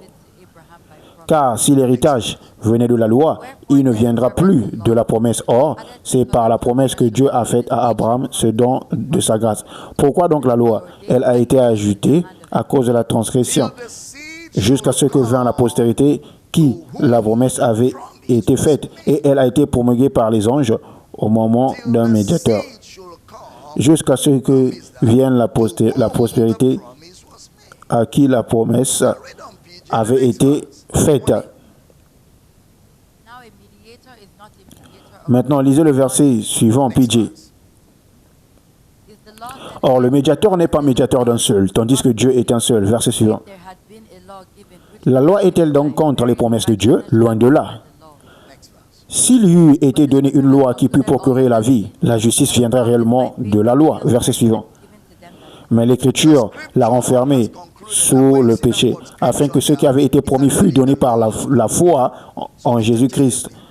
La foi en Jésus-Christ à ceux qui croient. L'Écriture a tout renfermé. Maintenant, lorsque vous voyez ici le mot Écriture, ici en réalité que la loi a tout renfermé sur le péché. Ainsi, de manière interchangeable, l'Écriture de Genèse à Malachie, où la loi a tout renfermé le péché. La question est la suivante. Abraham est-il inclus de cela? L'Écriture a tout renfermé sur le péché.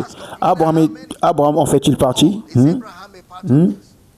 Mais l'Écriture a renfermé combien de personnes? Tous. Abraham fait-il partie de ces tous? Pourquoi n'êtes-vous pas sûr de vos réponses? Question. Abraham a-t-il commis des transgressions? Abraham a-t-il commis des transgressions? Après que Abraham a été déclaré juste, a-t-il péché après? D'accord. Afin que la promesse soit donnée par la foi en Jésus-Christ. Non pas la conduite d'Abraham, mais par la foi de Jésus-Christ à ceux qui croient.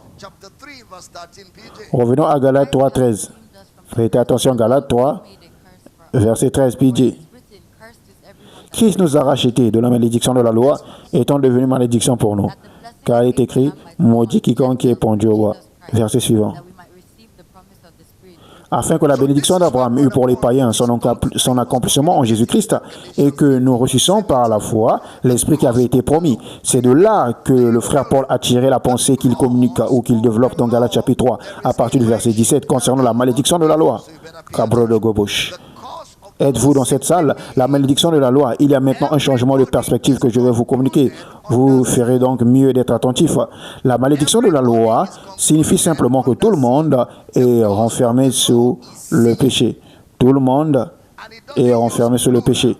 La malédiction de la loi, c'est le péché. Et il n'utilise pas le pluriel. La malédiction de la loi n'est pas le péché, la pauvreté, la mort spirituelle qu'on nous enseignait avant. On mentionnait que la malédiction de la loi signifie simplement le péché, la pauvreté et toute autre chose. C'est ce qu'on m'enseignait. Mais quand je le vois encore de plus proche, la malédiction de la loi, c'est le péché. Parce que la loi a mis tous sous le péché. La malédiction de la loi n'est pas la pauvreté et les maladies, c'est le péché. Non, monsieur, vous ne devez pas manquer le prochain culte. C'est là que nous allons parler ou traiter de l'aspect de la mortalité qui est la partie de guérison. Vous ne devez pas manquer, parce qu'il y a certaines conceptions que vous avez eues que nous devons aligner avec les Écritures afin que vous puissiez donner une main gauche au diable lorsqu'il concerne la guérison. Même en ce qui concerne la guérison, si votre mentalité est mauvaise, vous serez affecté. Si votre système de croyance est erroné, il est difficile de recevoir, car votre manière de penser est déterminante pour recevoir de Dieu. C'est très important. Nous commençons donc par le premier point. La malédiction de la loi, c'est le péché. Ce n'est pas un pluriel, c'est un singulier. La malédiction de la loi. Parce que la loi a renfermé tous. la loi a renfermé tous les hommes sous le péché. Vous pouvez ensuite parler de la mort spirituelle, la malédiction de la loi sur le plan spirituel. C'est la mort spirituelle, parce que la mort spirituelle est la conséquence du péché. C'est une séparation avec Dieu. La mort spirituelle est ce qui met le péché en évidence.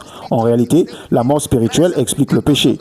Ainsi, Christ nous a rachetés, Galates chapitre 3, 13, restez avec moi, Christ nous a rachetés de la malédiction de la loi, étant devenu malédiction pour nous,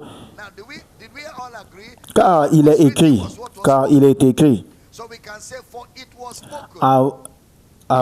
avons-nous tous convenu que ce qui était écrit avait d'abord été prononcé?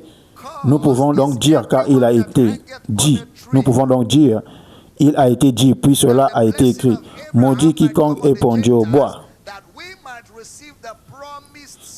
afin que la bénédiction d'Abraham eût pour les païens son accomplissement en Jésus-Christ et que nous reçussions par la foi l'Esprit qui avait été promis, afin que nous reçussions. Restez bien avec moi, écoutez attentivement. Ainsi Jésus monte sur les bois et devient une malédiction pour nous. Yupa. Il devient une malédiction. Il devient une malédiction pour nous. 2 Corinthiens chapitre 5, 21 PJ.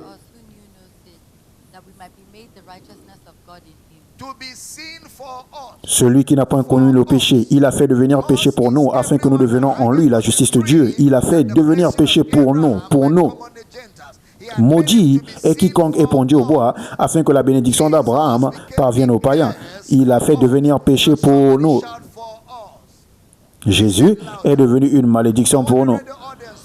Quelqu'un peut-il crier pour nous? Dites-le plus fort.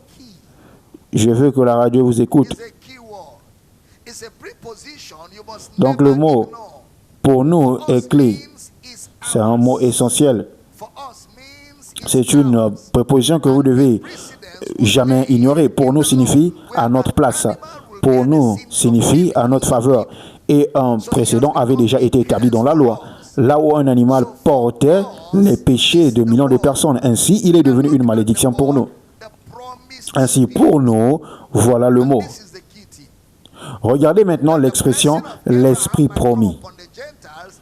C'est ici le point essentiel. Afin que la bénédiction d'Abraham parvienne aux païens, afin que nous reçussions l'Esprit promis. La version King James dit la promesse de l'Esprit, comme s'il y avait deux choses. Non, c'est l'Esprit promis. C'est l'Esprit promis.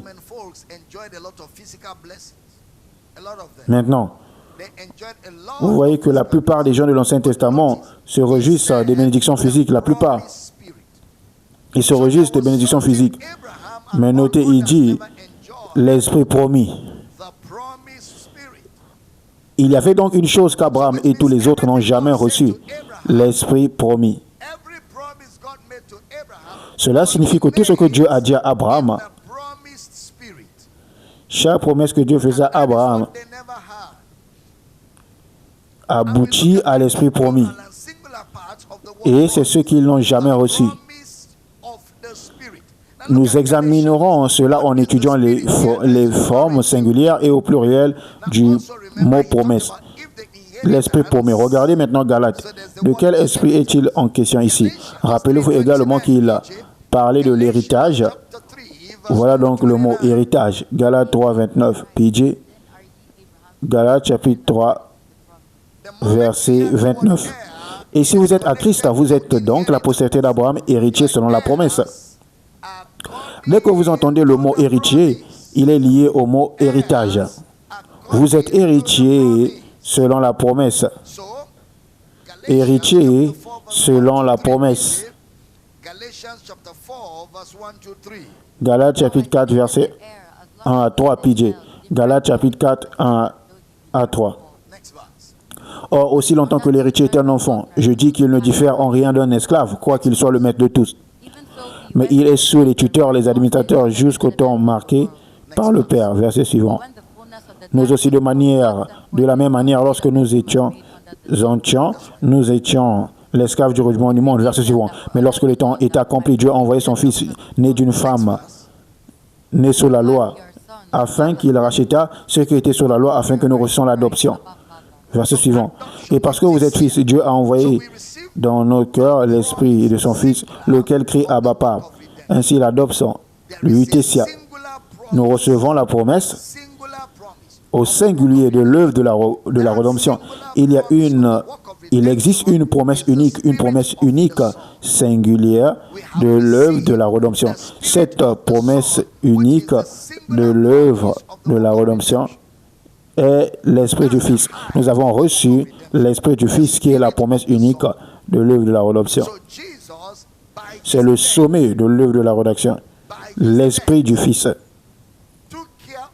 Ainsi, Jésus, par sa mort, a pris en charge la malédiction de la loi. Par sa mort, il nous a qualifiés pour recevoir la promesse qu'il a accomplie par sa mort.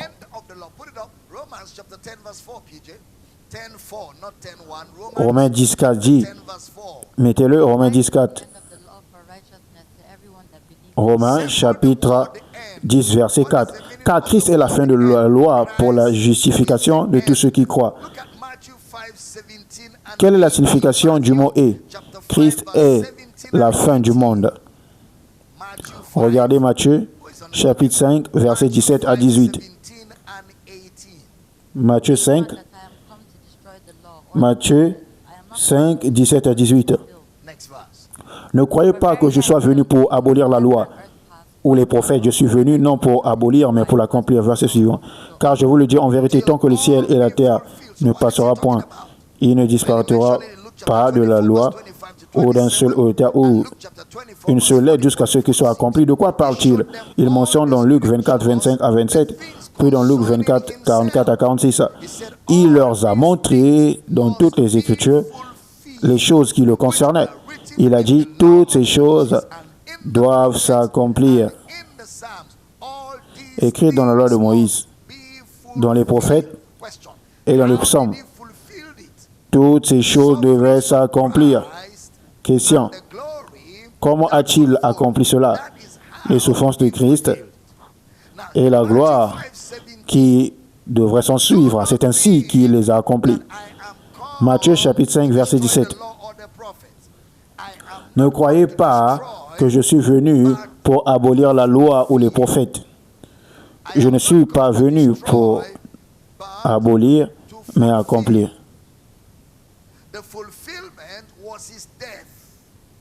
Je ne suis pas venu pour abolir, mais pour l'accomplir. Cet accomplissement, c'est sa mort. L'accomplissement n'était pas ses actes. Oui, il était saint. Oui, il était sans péché. Mais l'accomplissement de la promesse, c'était sa mort. C'est pourquoi sur la croix, Jésus a dit, tout est accompli. Dans Matthieu 19, 30, tout est accompli signifie tout est accompli. Qu'a-t-il accompli?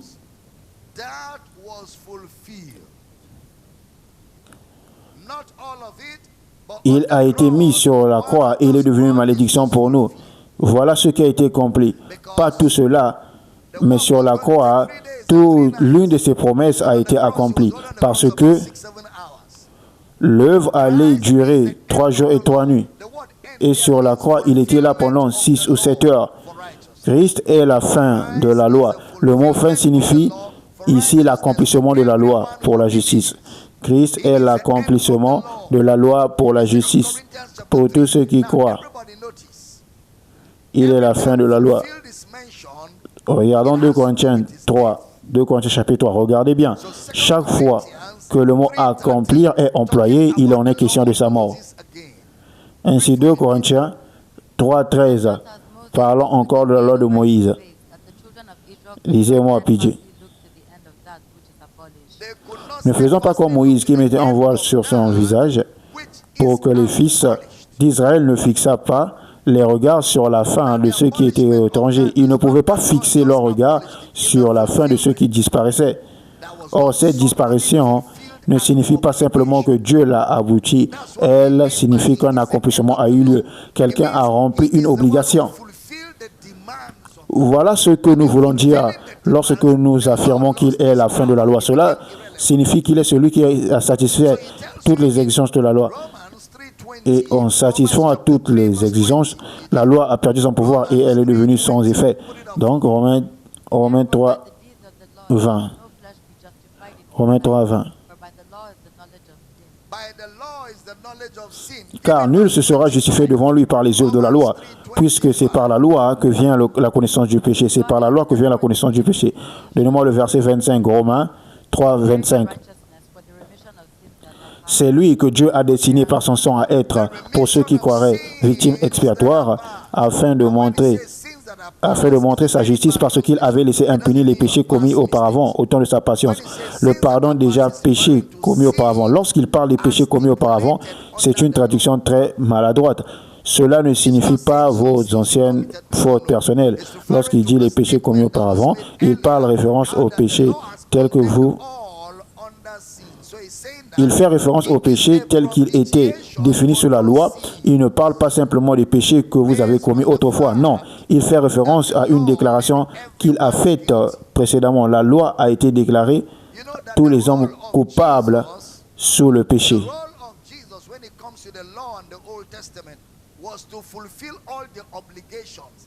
Vous savez que le rôle de Jésus en ce qui concerne la loi et l'Ancien Testament était d'accomplir toutes les obligations par sa mort. Me suivez-vous? Le rôle de Jésus en ce qui concerne la loi dans l'Ancien Testament était d'accomplir toutes les obligations par sa mort.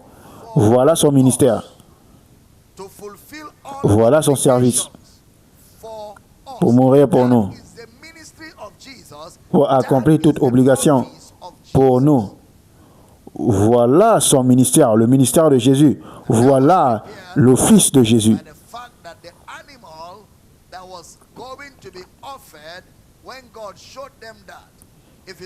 Et cela a été préparé, le fait que l'animal qui devrait offrir lorsque Dieu leur montrait, si vous ne faites pas ceci, si vous ne faites pas cela, il disait ensuite, quoi qu'il en soit, apportez une offrande.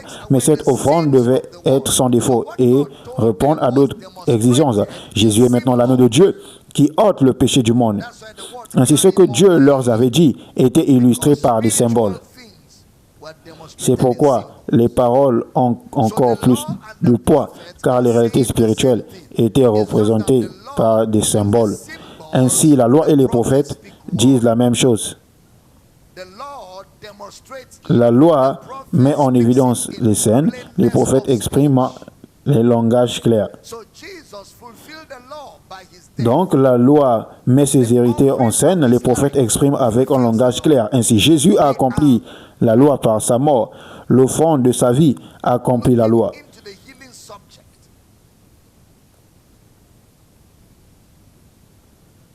Nous étudions le sujet de la guérison. Si vous lisez l'Ancien Testament, vous verrez constamment la puissance guérissante de Dieu. Pensez-y. Ce n'est pas lorsque Jésus est mort que Dieu a commencé à guérir. Nous avons vu Dieu guérir dans le livre de Genèse. Et partant dans le Nouveau Testament, nous voyons la puissance de guérison de Dieu. C'est pourquoi la guérison ne peut pas faire partir de ce qui a été accompli à la croix. Il est mort pour les péchés. Matthieu 1, 21. Elle enfantera un fils et tu lui donneras le nom de Jésus. C'est lui qui sauvera son peuple de son péché, de ses péchés. L'agneau de Dieu qui ôte la pauvreté du monde.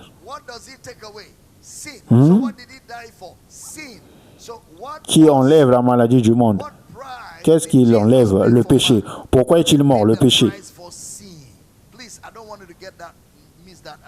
Quel prix Jésus a-t-il payé pour l'homme? Il a payé le prix du péché. S'il vous plaît, je ne veux absolument pas que vous manquiez cela, car certains enseignants de la Bible continuent d'enseigner des choses que nous ne pouvons pas concilier avec les Écritures simplement parce qu'ils ne situent pas correctement ce que nous faisons ici dans cette classe. Jésus a été livré pour nos offenses. Il a été livré pour nos offenses. Romains chapitre 4, 25. Il a été livré pour nos offenses et ressuscité pour notre justification. Sa mort a payé pour mes péchés. Voilà pourquoi il est mort. Alors pourquoi Dieu guérit-il? Nous y reviendrons au prochain culte. Parce que très souvent, ce que beaucoup de personnes appellent des passages sur la guérison sont en réalité des passages qui parlent du pardon des péchés. À la lumière de ce que nous enseignons ici, est-ce que cela devient clair dans leur contexte? Beaucoup de passages que l'on cite comme le texte sur la guérison, en réalité, les textes sur le pardon.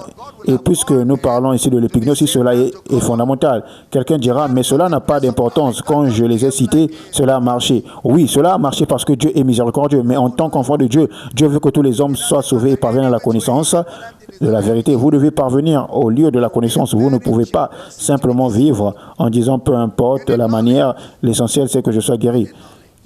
Une telle attitude fait de vous une personne très facile. Vous avez besoin de la connaissance. Vous avez besoin de la connaissance. Dieu vous guérira même si vous ne citez pas un seul verset. Dieu vous guérira même si vous n'êtes pas encore un enfant de Dieu. La plupart des personnes qui ont été guéries dans l'Ancien Testament étaient-elles des croyants? Non, elles ne l'étaient pas. Et Dieu n'a jamais cessé de guérir les hommes.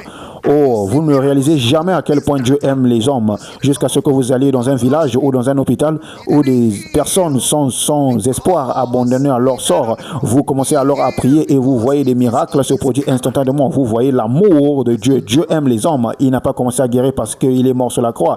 Il a guéri parce que cela est dans son caractère. Il aime les hommes. Gloire à Dieu. Car, mesdames et messieurs, si la guérison était ce que Christ a accompli dans la rédemption, cela signifierait que vous ne pourrez en pratiquer, cela signifie que vous ne pourrez en bénéficier qu'après avoir été sauvé. Cela voudrait dire que vous ne pourrez en bénéficier qu'après votre salut, car tout ce que vous recevrez dans la résurrection de Jésus, vous ne le recevrez qu'en tant que croyant en lui. Les bénédictions sont pour ceux qui sont en Christ. Les bénédictions de sa rédemption sont pour ceux qui sont en Christ. La seule chose qu'un incroyant peut recevoir, c'est le pardon de péché. Et une fois qu'il reçoit le pardon de péché, il peut accéder à tout le reste. Mais il ne peut accéder à tout ce que la rédemption a pourvu tant qu'il n'a pas reçu la clé maîtresse qui est le pardon de péché. Gloire à Dieu. Dites avec moi d'une grande foi, d'une voix forte, mes péchés sont pardonnés. Mes péchés passés, présents et futurs. Dites-le encore très fort. Mes péchés ont été pardonnés. Vous savez, aussi simple que cette déclaration puisse paraître, beaucoup de pasteurs sont tombés à cause de cette écriture. Je veux dire, ils la combattent parce qu'ils ne la comprennent pas. Dites-le encore très fort, mes péchés sont pardonnés. Passé, présent et futur.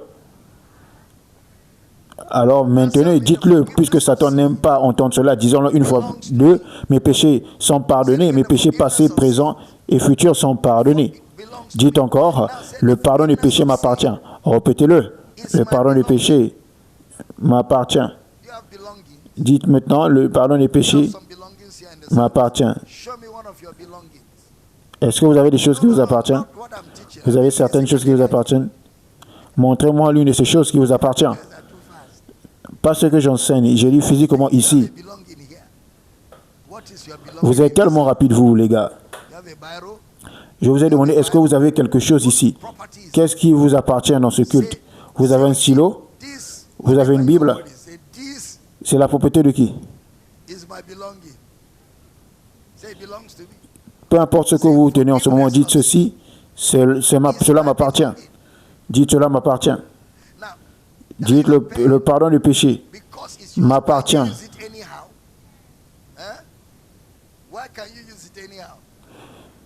Donc, votre stylo là, est-ce que vous pouvez l'utiliser n'importe comment? Pourquoi vous ne pouvez pas l'utiliser n'importe comment? Est-ce que vous pouvez le garder au sol? Pourquoi? Est-ce que vous pouvez le prendre? Pourquoi? Est-ce que vous pouvez donner à quelqu'un et lui dire de partir avec cela? Pourquoi? Cela signifie que le pardon des péchés est votre propriété. Cela signifie que vous l'utilisez lorsque vous avez besoin de cela. Cela signifie que le pardon n'est plus entre les mains de Dieu, le pardon est désormais entre vos mains.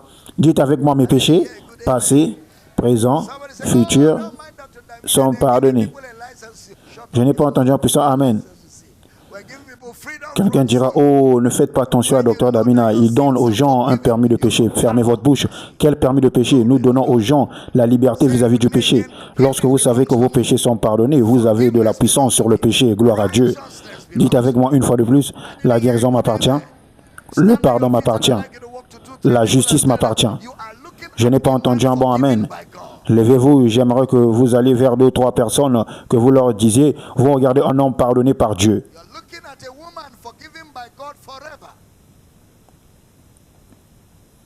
Vous regardez une femme pardonnée par Dieu pour toujours. Je suis pardonné pour toujours. Je ne serai pas pardonné. Je suis déjà pardonné. Quelqu'un m'a dit, Docteur Damina, écoutez, arrêtez tout ce que vous faites. J'ai demandé, que voulez-vous dire? Il m'a dit, arrêtez de dire aux gens que leurs péchés futurs sont pardonnés. J'ai dit d'accord. Il a poursuivi, dites-leur que leurs péchés passés sont pardonnés. J'ai répondu d'accord. Il a ajouté, dites-leur que leurs péchés présents seront pardonnés s'ils confessent. J'ai dit d'accord. Puis il a déclaré, les péchés futurs ne sont pas pardonnés. J'ai répondu d'accord. Je ne savais même pas comment lui répondre. Alors je lui ai dit, ce péché présent qui sera pardonné, Jésus est-il mort pour lui? Il a répondu oui. J'ai dit ok, très bien, le péché passé qui est pardonné, Jésus a-t-il payé le prix? Il a répondu oui. J'ai demandé donc, Jésus a payé pour les péchés passés et a payé pour le présent? Oui. Et pour le présent et pour le péché futur, qui mourra pour cela? Il a dit, je ne veux pas qu'on puisse discuter cette question. Combien de fois Jésus mourra-t-il? Combien de sacrifices offrira-t-il? Mourra-t-il encore? Ainsi, ce sacrifice unique vous a couvert pour toujours et à jamais. Gloire à Dieu. Que quelqu'un s'écrie, je suis un homme pardonné, accepté, justifié, sanctifié et rendu puissant par Dieu. Je n'ai pas entendu un bon Amen. Vous savez, lorsque vous savez que vous êtes pardonné, votre manière de prier change. Avez-vous déjà vu un homme prier alors qu'il n'est pas certain d'être pardonné? Ses prières ne sont jamais franches. Père, au nom de Jésus, je te remercie Seigneur, je te remercie Seigneur. Père, tu sais, l'autre jour, Jésus, pardonne-moi Seigneur. Avez-vous déjà vu quelqu'un qui n'est pas sûr du pardon prier pour un malade? Lorsqu'on lui demande de venir prier, il répond, j'arrive, attendez, j'arrive. Père, au nom de Jésus, tout ce que j'ai pu faire, pardonne-moi, Père. Je suis désolé, Seigneur, s'il te plaît. Ne me fais pas honte ici, hein, s'il te plaît, Père. Très bien. Pouvons-nous y aller? Il n'est pas sûr. Mais lorsqu'un homme possède le pardon des péchés, lorsqu'un homme est assuré devant Dieu, il n'a pas peur de prier nulle part. Gloire à Dieu. Levez les mains et criez-vous. Merci Père parce que tu m'entends toujours. Combien de fois t'entend-il? Gloire à Dieu. Qui est l'homme que Dieu entend toujours? Gloire à Dieu. J'aimerais que vous vous tournez vers votre voisin, que vous prenez votre voisin pendant 60 secondes et que vous déclarez cette semaine bénie dans sa vie. Prononcez des paroles sur sa vie. Déclarez que cette semaine est une semaine bénie. Que cette semaine apporte la faveur. Et que j'aimerais que vous priez comme un homme qui est pardonné, comme un homme qui est juste.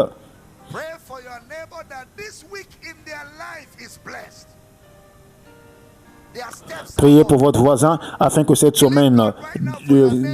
dans cette semaine de sa vie soit bénie, que ses pas soient dirigés. Croyez Dieu dès maintenant pour votre voisin, que cette semaine soit une semaine de miracles, une semaine de faveur, une semaine d'opportunités, une semaine remplie de bonnes choses.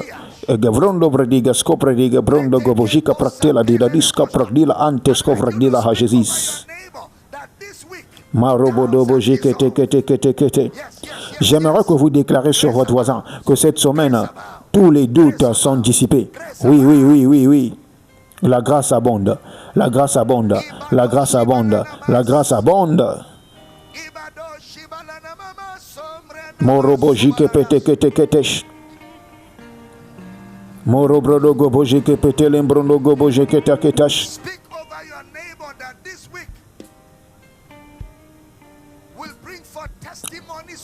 Déclarez sur votre voisin que cette semaine apportera des témoignages de bonnes choses. Qu'aucune maladie, qu'aucune infirmité n'approche de sa maison. Qu'aucune maladie, qu'aucune infirmité n'approche de sa demeure. Déclarez la victoire, déclarez la faveur, déclarez l'accroissement, déclarez la faveur. Rigo vrecto vredi la brondos que preiga de shabadibe de bedos si bale brondo godos marobre ogobosh.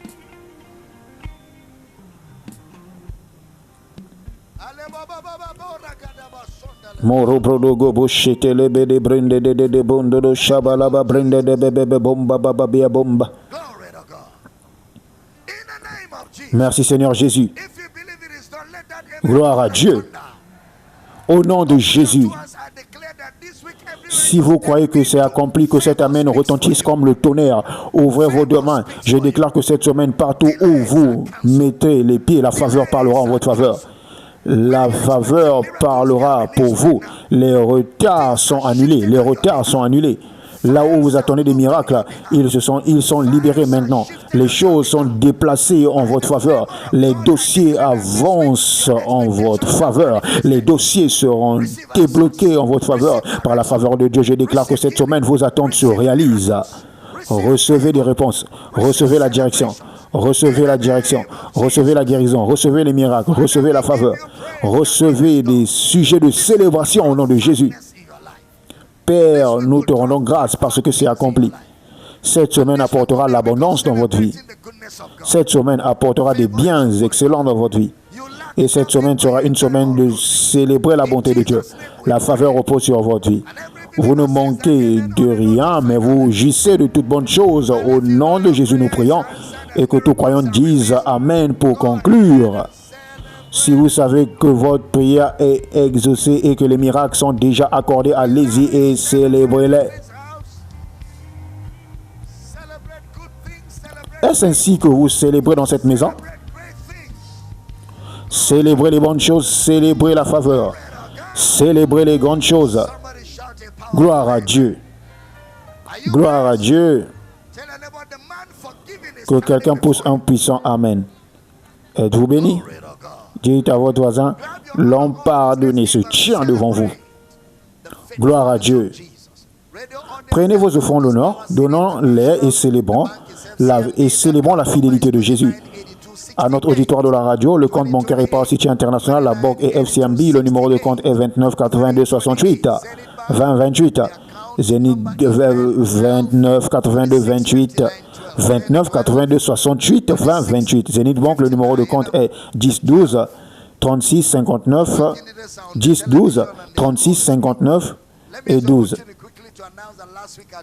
Les coordonnées bancaires sont affichées à la télévision ainsi que sur tous les écrans. Permettez-moi de profiter rapidement de cette occasion pour vous annoncer que la semaine dernière, je vous ai dit qu'aujourd'hui, nous vous demanderons de contribuer financièrement pour les 30 jours de gloire à la conférence de la Bible School qui se tiendra et aussi à Homecoming. Nous avons énormément de choses à faire. Notre budget est doublé ce mois-ci à cause de toutes ces activités que nous allons organiser et nous voulons que chacun participe. Ainsi, si vous nous suivez en ligne, si vous nous suivez à la télévision ou si vous nous écoutez à la radio et que vous désirez soutenir librement et joyeusement ce que nous faisons, il suffit juste d'envoyer un mail ou un courriel à dr.ebeldamina@yahoo.com. Indiquez simplement, je souhaite contribuer à la conférence, je souhaite contribuer à 30 jours de gloire ou souhaite contribuer au Homecoming. Indiquez simplement votre désir de participer. Nous vous enverrons les coordonnées du compte bancaire correspondant au pays depuis lequel vous souhaitez effectuer votre offrande. Bien entendu, si vous n'êtes pas du Nigeria, précisément votre pays, afin que nous sachions quel compte bancaire vous envoyez pour le retour du courriel. J'attends de recevoir de vos annales et dans les différents campus, je demande à tous les coordinateurs de campus de veiller à ce que chacun participe à cette offrande spéciale que nous demandons aujourd'hui. Dans cette assemblée, nous recueillons cette offrande spéciale immédiate après ceci, mais que chacun élève son offrande. Prions ce matin. Père, nous te remercions pour le privilège de donner. Nous donnons avec foi, nous donnons avec joie. Que nos offrandes soient aujourd'hui un parfum agréable devant toi. Nous sommes heureux de mettre nos ressources à disposition pour l'avancement du royaume. Merci pour tous ceux qui donnent en ligne dans les campus et pour tous ceux qui participent à ce projet. Nous nous réjouissons parce que tous nous sommes besoin sont pourvus.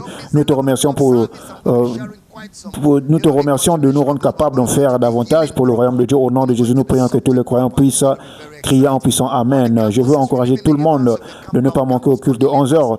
Je vais poursuivre cet enseignement, mais nous entrons plus précisément dans le sujet de la guérison. Nous allons aborder directement le cœur du sujet. Il sera très passionnant cet enseignement. Tous les campus demeurent sous la direction de leurs coordinateurs respectifs. À tous ceux qui nous suivent en ligne, nous avons hâte de vous retrouver. Invitez davantage de personnes à nous connecter. Nous vous aimons. Quant à l'église, les paniers sont devant nous. Pas avant si lancer la musique, faisons-le alors que nous adorons Jésus. Gloire à Dieu. Alléluia.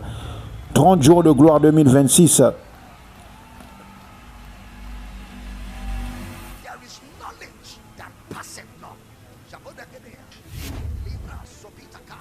Il y a une connaissance qui surpasse toute connaissance. Il envoie sa parole et les guérit et les fit échapper de la fosse. La révélation de tes paroles est claire. Elle donne de l'intelligence au simple.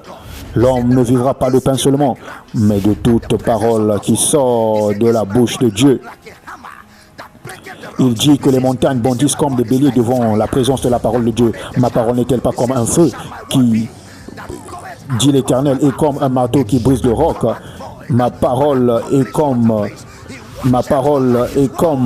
le feu. Ainsi, il en dit, ma parole sort de ma bouche, elle ne retourne point sans effet, sans exécuter ma volonté et accomplir mes desseins.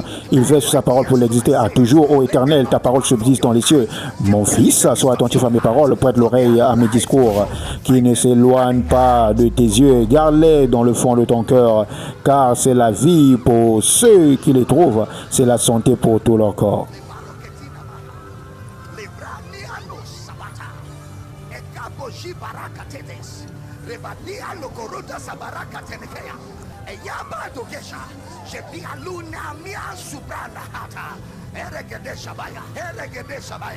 Somebody shout, I receive, I receive. Que quelqu'un s'écrie, je reçois, je reçois.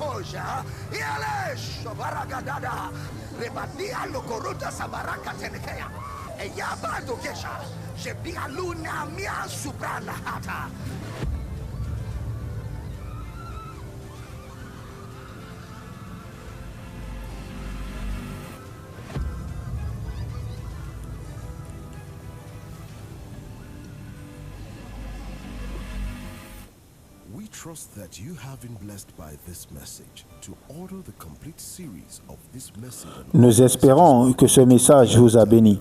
Pour commander la série complète de ce message, ainsi que d'autres enseignements du Dr Abel Damina, veuillez appeler le plus 234 806 800 9939 ou envoyer un courriel à powercityoffice@gmail.com.